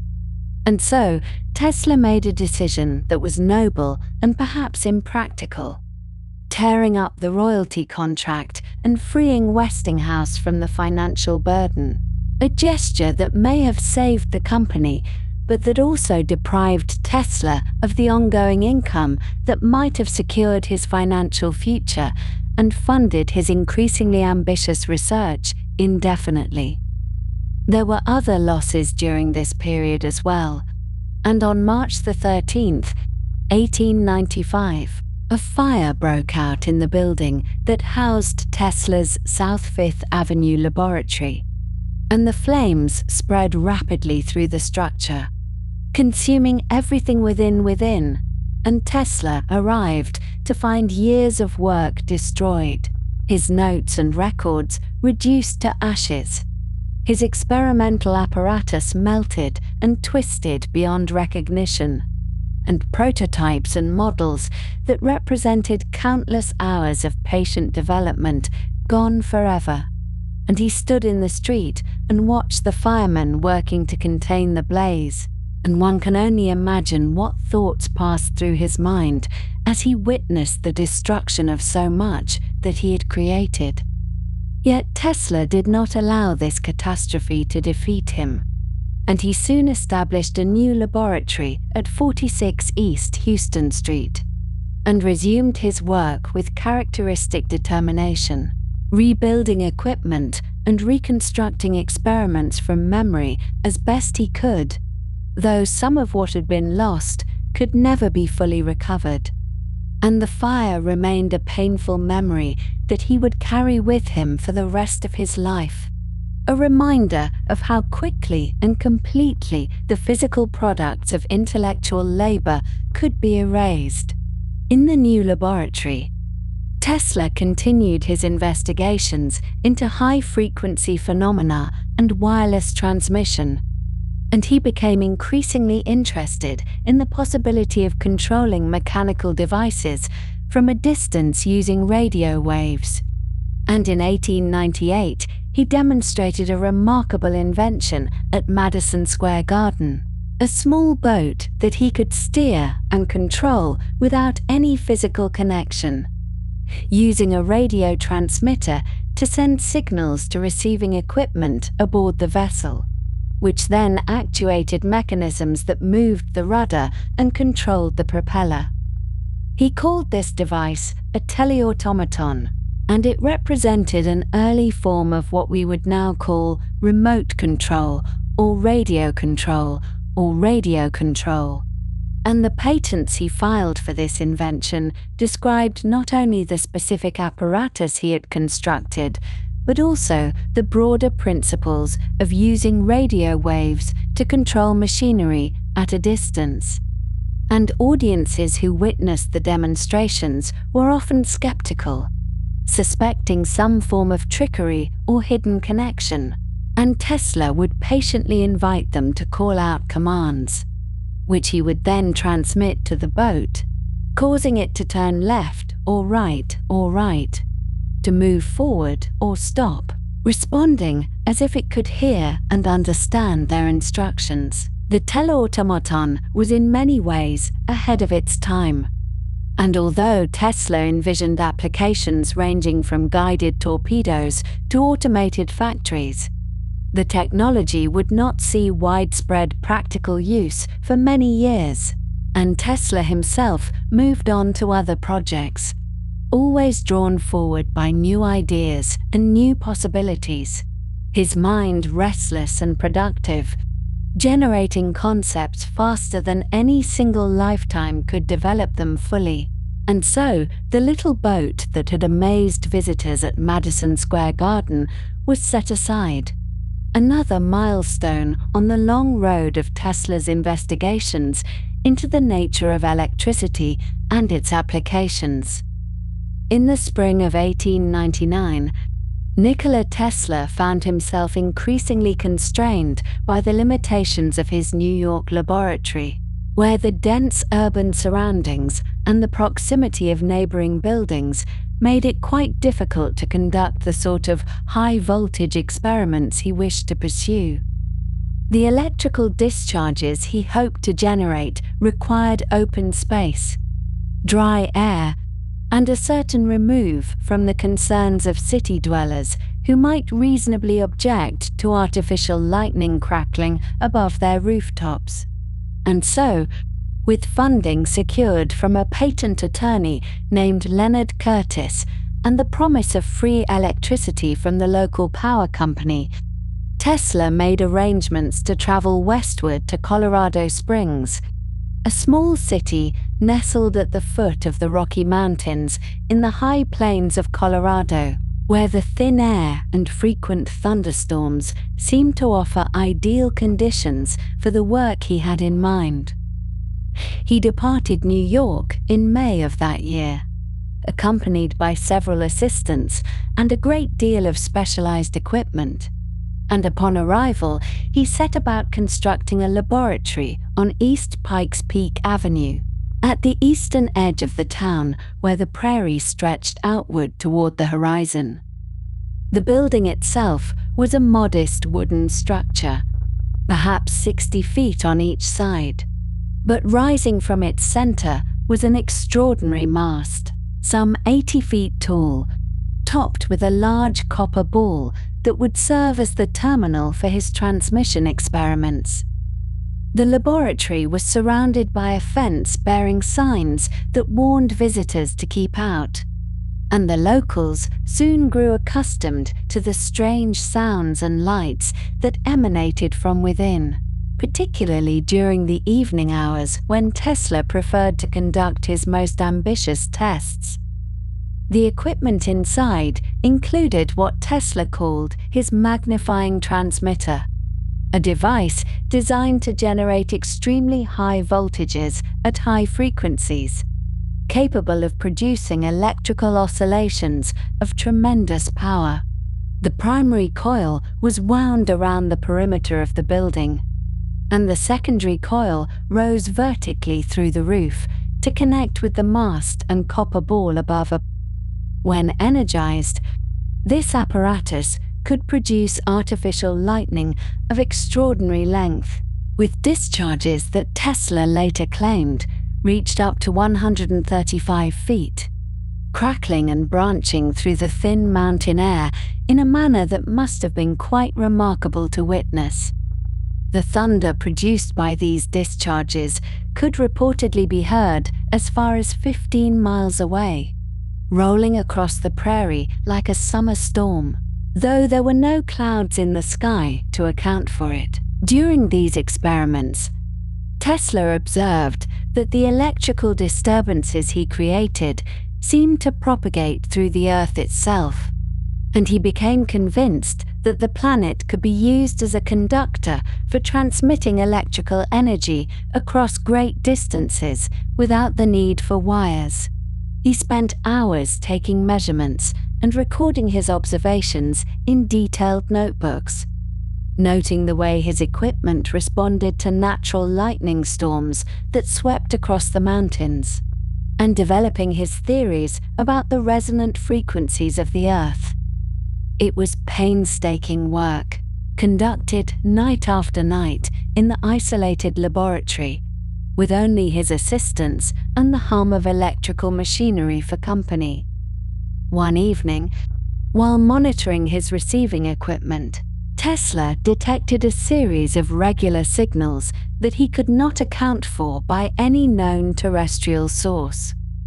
The signals appeared to follow a pattern, a sequence of pulses that seemed almost deliberate in their regularity, and Tesla became convinced that he had intercepted communications from intelligent beings on another planet, perhaps Mars or Venus. He wrote about this experience in later years with considerable certainty, describing the signals as producing a profound effect upon his mind and leading him to believe that humanity was not alone in the universe.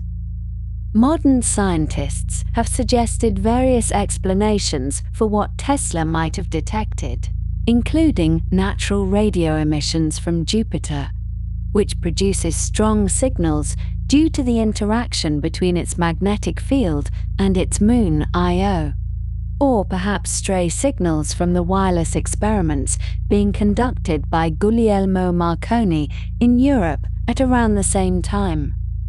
Whatever the source, Tesla remained convinced throughout his life that he had received messages from beyond the Earth, a belief that would later contribute to some questioning of his scientific judgment.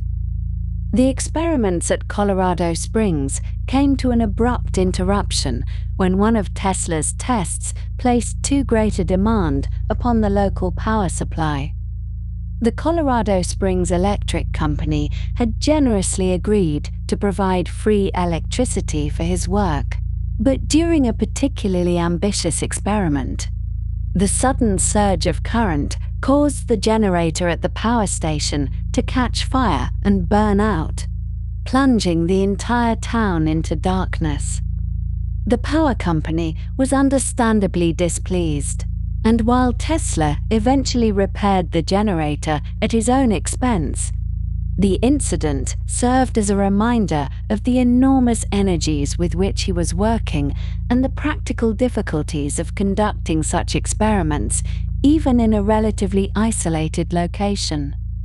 By January of 1900, Tesla had concluded his work in Colorado and returned to New York, carrying with him notebooks filled with observations and a deepened conviction that wireless transmission of both information and electrical power across the globe was not merely possible, but inevitable.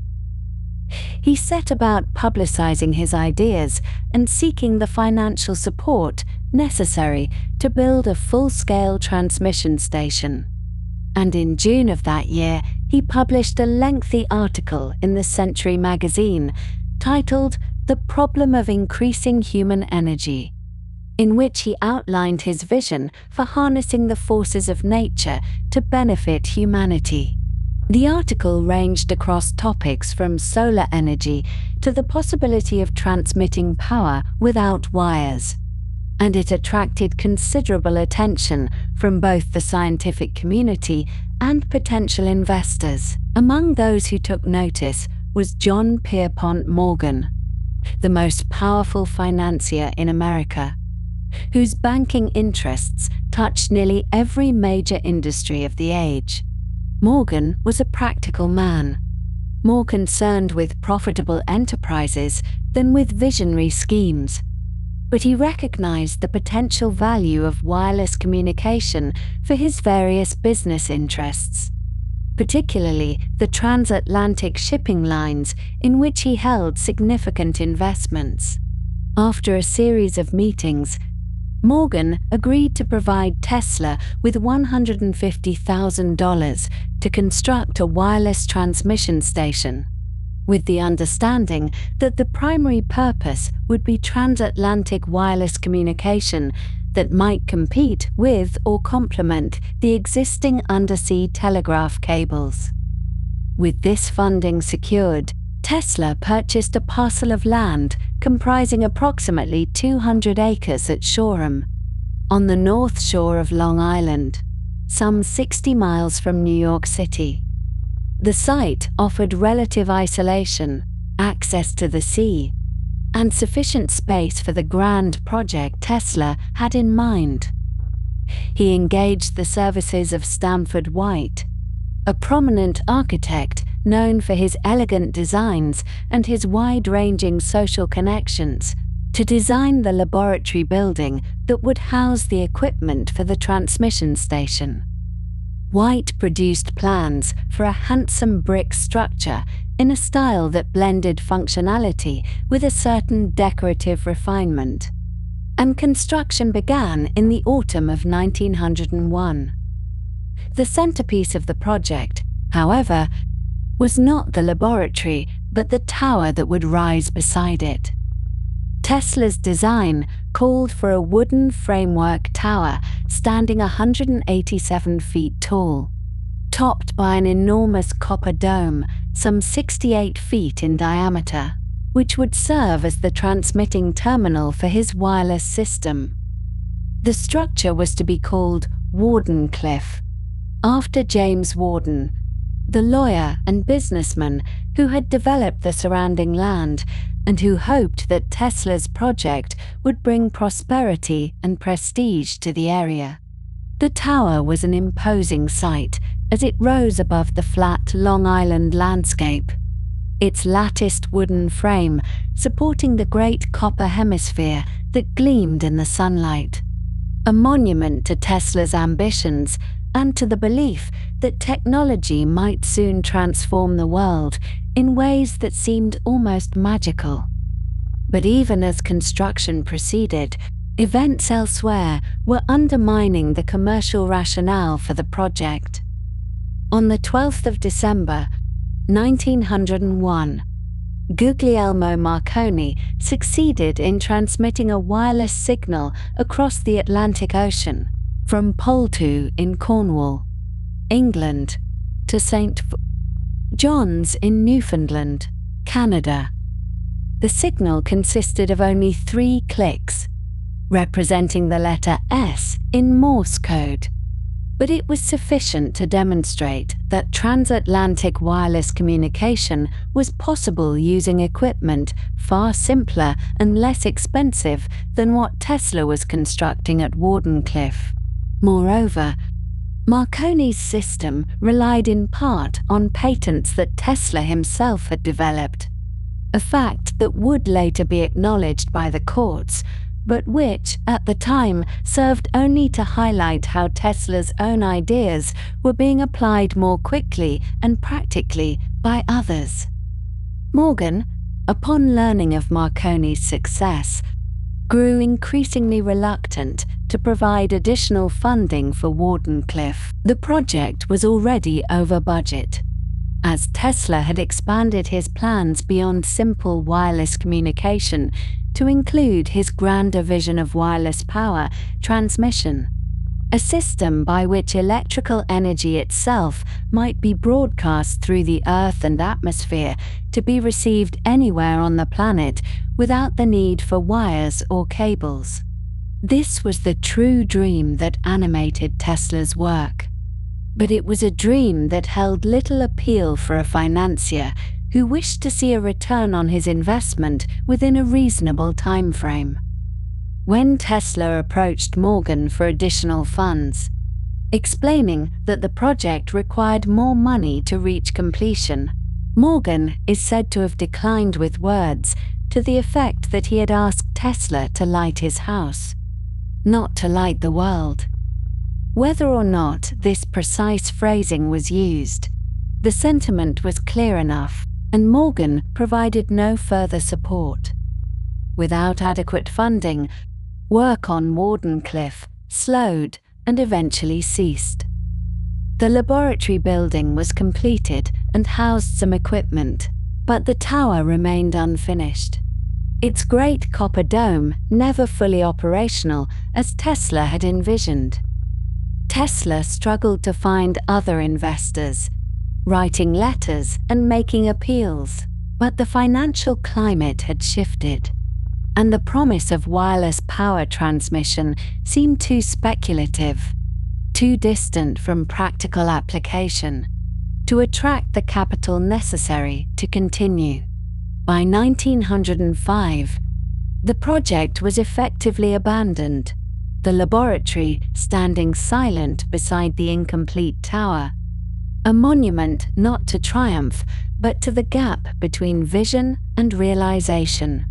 The property fell into disuse, and Tesla's debts mounted as he was unable to meet his financial obligations. The Wardenclyffe site was eventually mortgaged and then foreclosed upon, passing out of Tesla's control entirely. In 1917, during the First World War, the tower was demolished and sold for scrap, partly to satisfy creditors and partly because there were concerns that it might be used as a landmark by German submarines operating off the Atlantic coast. The wooden framework was pulled down, the copper dome dismantled, and the great structure that had once represented such ambitious hopes was reduced to salvage value, its materials scattered and repurposed for more mundane uses. The failure of Wardenclyffe marked a turning point in Tesla's life and career. He was by then in his late 50s, and while he would continue to work on various projects and to receive patents for new inventions in the years that followed, he never again commanded the resources or the attention necessary to pursue his grandest ideas. His financial circumstances grew increasingly precarious, and he was obliged to move from one hotel to another in New York, often leaving behind unpaid bills and the accumulated possessions of a lifetime. His habits, always somewhat eccentric, became more pronounced, and those who knew him observed signs of what would now likely be described as obsessive-compulsive disorder, a condition characterized by intrusive thoughts and repetitive behaviors. Tesla had long displayed certain peculiarities, such as an aversion to touching other people's hair, a compulsion to calculate the cubic volume of his food before eating, and a preference for numbers divisible by 3. But in these later years, such behaviors intensified and became more disruptive to his daily life. He spent increasing amounts of time alone, walking the streets of New York in the early morning hours to feed the pigeons that gathered in the parks, forming particular attachments to individual birds and speaking of them with a tenderness that suggested they had become his primary companions. His clothing grew threadbare, his meals irregular, and his correspondence took on a tone that mixed genuine scientific insight with claims that many of his contemporaries found difficult to credit. Yet, even in decline, Tesla retained a certain dignity and a conviction that his work would eventually be recognized for its true importance. That the ideas he had championed would one day transform the world in ways that his era could not yet fully appreciate. As we settle into this final portion of our story, we find ourselves arriving at the long, slow twilight of Nikola Tesla's remarkable life, a period spanning nearly 3 decades in which the great inventor gradually receded from the bright lights of scientific achievement into something quieter and more melancholy, though never entirely without moments of public attention and the stubborn persistence of his extraordinary mind. The year 1915 brought with it a curious episode that has puzzled historians and biographers ever since. An incident involving the Nobel Prize in Physics and a newspaper report that would generate speculation for generations to come. On November the 9th of that year, the New York Times published an article stating that Nikola Tesla and Thomas Edison had been selected as joint recipients of the Nobel Prize in Physics. A report that caused considerable excitement given the long and complicated history between these two pioneering figures in electrical science. However, when the actual Nobel Prize was announced, it went not to Tesla and Edison, but rather to William Henry Bragg and his son William Lawrence Bragg, the father and son team from England, who had done important work in the analysis of crystal structures using X-rays. What exactly happened behind the scenes has never been fully clarified, with some suggesting that one or both men declined the honor rather than share it with the other, though definitive evidence supports this interpretation. What we can say with certainty is that Nikola Tesla never received the Nobel Prize, despite being nominated on multiple occasions throughout his life. And this near miss, if indeed it was a near miss at all, represents one of the more tantalizing might-have-beens in the history of scientific recognition. That same year of 1915 also brought the final chapter in the story of Wardenclyffe, Tesla's grand dream of wireless power transmission that had occupied so much of his energy and resources during the early years of the century. The property and its distinctive mushroom-shaped tower, which had stood as a monument to both his ambition and his financial difficulties, were lost to him entirely when he could no longer meet his obligations. The tower itself would eventually be demolished in 1917, its materials sold for salvage, and with its fall went the last physical remnant of Tesla's most expansive vision for transforming the relationship between humanity and electrical energy. Throughout these later years, Tesla moved from one Manhattan hotel to another, each move generally representing a step down in circumstances as his financial situation continued to deteriorate. He resided for a time at the prestigious Waldorf Astoria, that grand establishment where he had once entertained the wealthy and influential members of New York society. From there, he moved to the St.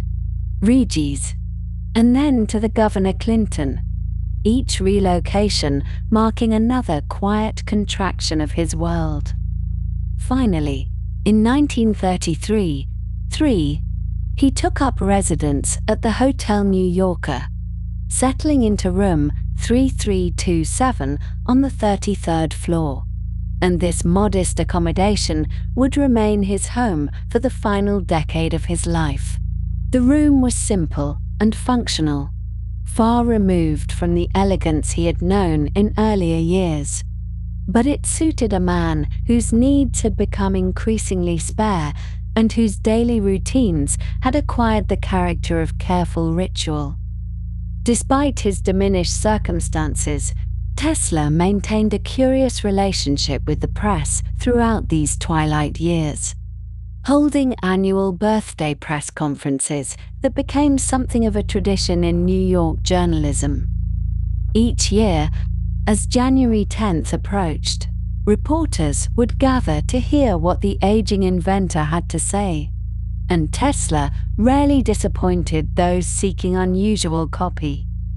His claims during these press conferences grew increasingly fantastic as the years went on, touching upon subjects that seemed to belong more to the realm of science fiction than to practical engineering. He spoke of a device he called the Teleforce weapon, which the newspapers inevitably dubbed the death ray, a particle beam apparatus that he claimed could bring down entire fleets of aircraft at distances of hundreds of miles and render any nation that possessed it entirely impervious to attack. He discussed communication with other planets, suggesting that he had detected signals from intelligent beings elsewhere in the solar system. Claims that were met with considerable skepticism from the scientific community, but which generated headlines nonetheless. He spoke of new energy sources and revolutionary discoveries that would transform civilization, though the details of these innovations remained tantalizingly vague. Whether Tesla genuinely believed in these claims, or whether they represented a kind of elaborate performance designed to keep his name before the public, is a question that admits no easy answer.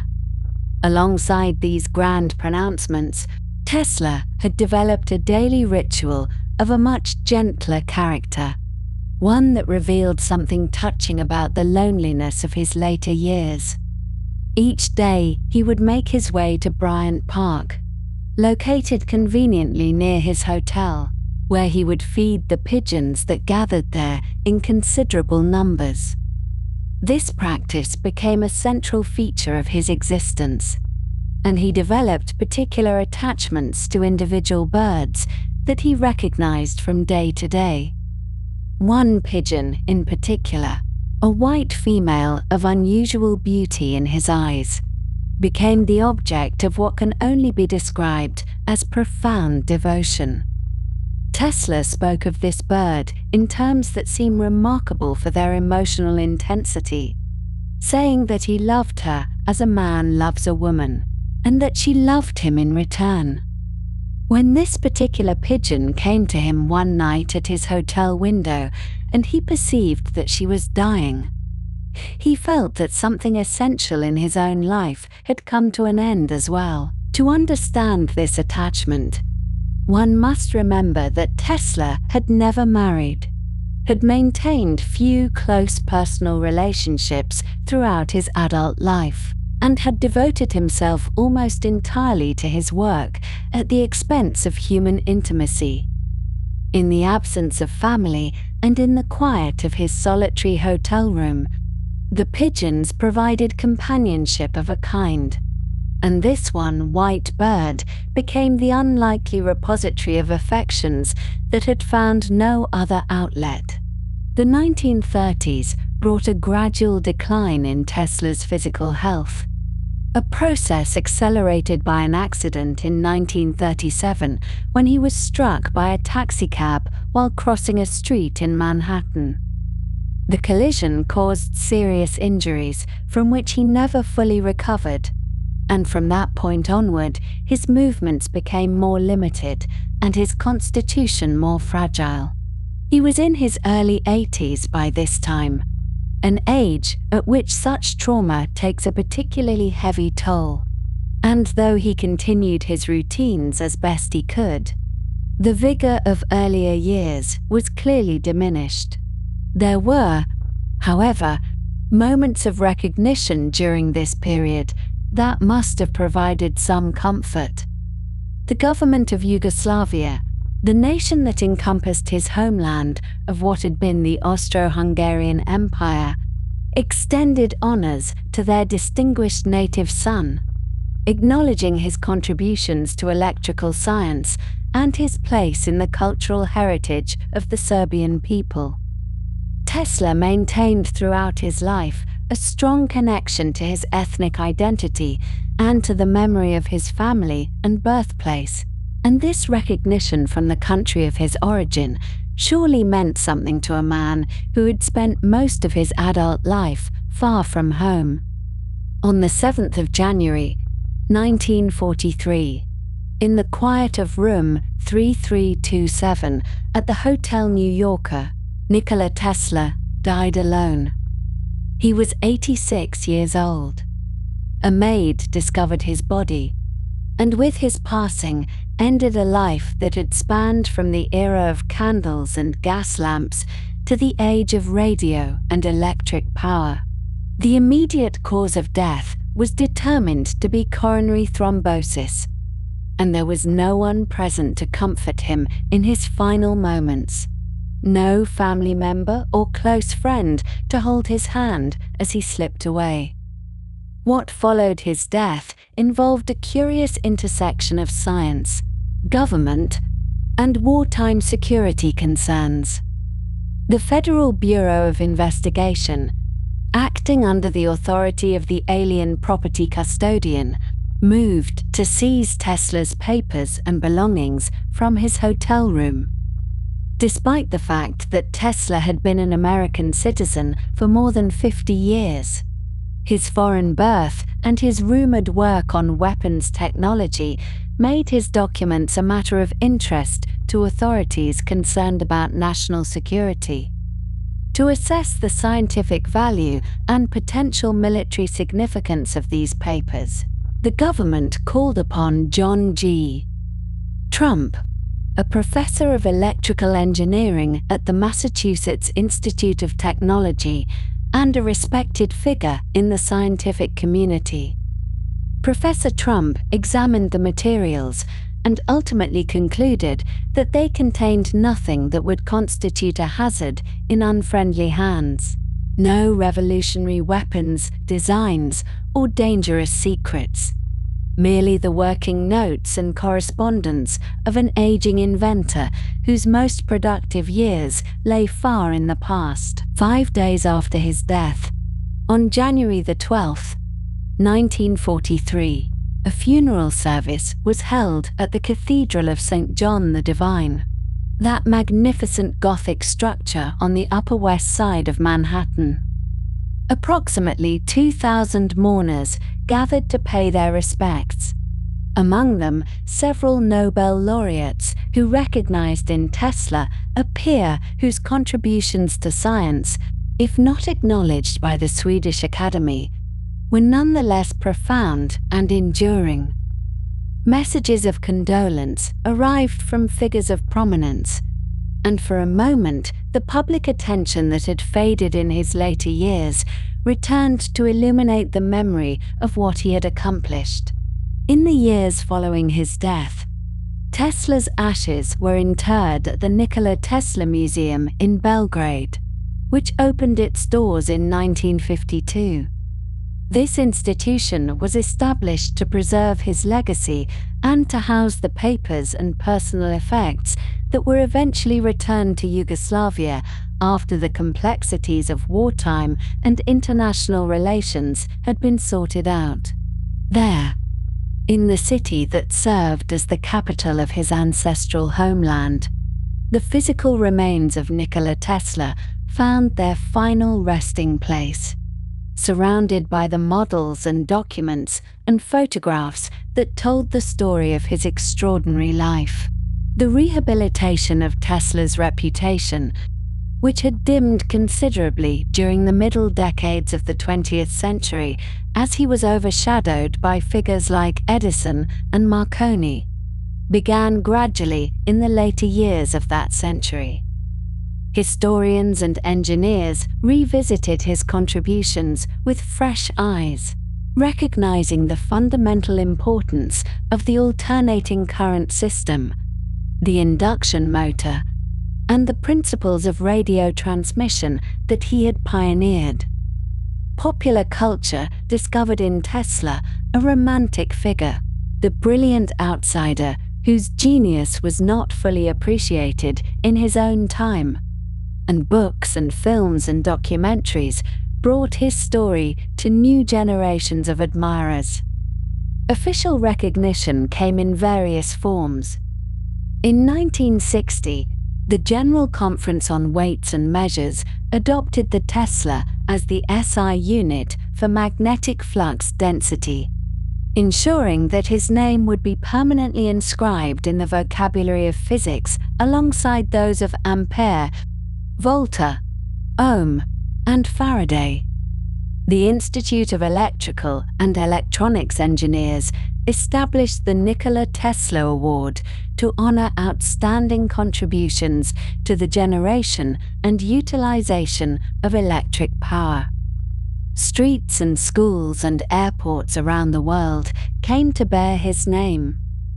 Perhaps most notably in the public consciousness, the American entrepreneur Elon Musk chose the name Tesla Motors for his electric vehicle company, founded in 2003, explicitly acknowledging the debt that modern electrical technology owes to the Serbian-American inventor. This association has introduced Tesla's name to millions who might otherwise never have encountered it, and has contributed to an ongoing fascination with his life and work that shows no sign of diminishing.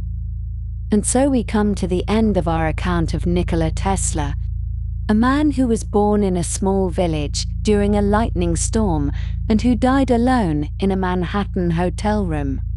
Having spent the intervening 86 years in relentless pursuit of the secrets of electricity and energy, his successes were genuine and transformative. His failures were ambitious and instructive. And his legacy continues to illuminate our understanding of what one human mind can accomplish when directed with sufficient intensity toward the problems of the physical world. The lights that shine in our homes, the motors that turn in our factories, the devices that connect us across vast distances, all owe something to the work of this quiet, peculiar, brilliant man. And in that sense, he remains with us still. A presence woven into the fabric of the modern world he helped to create.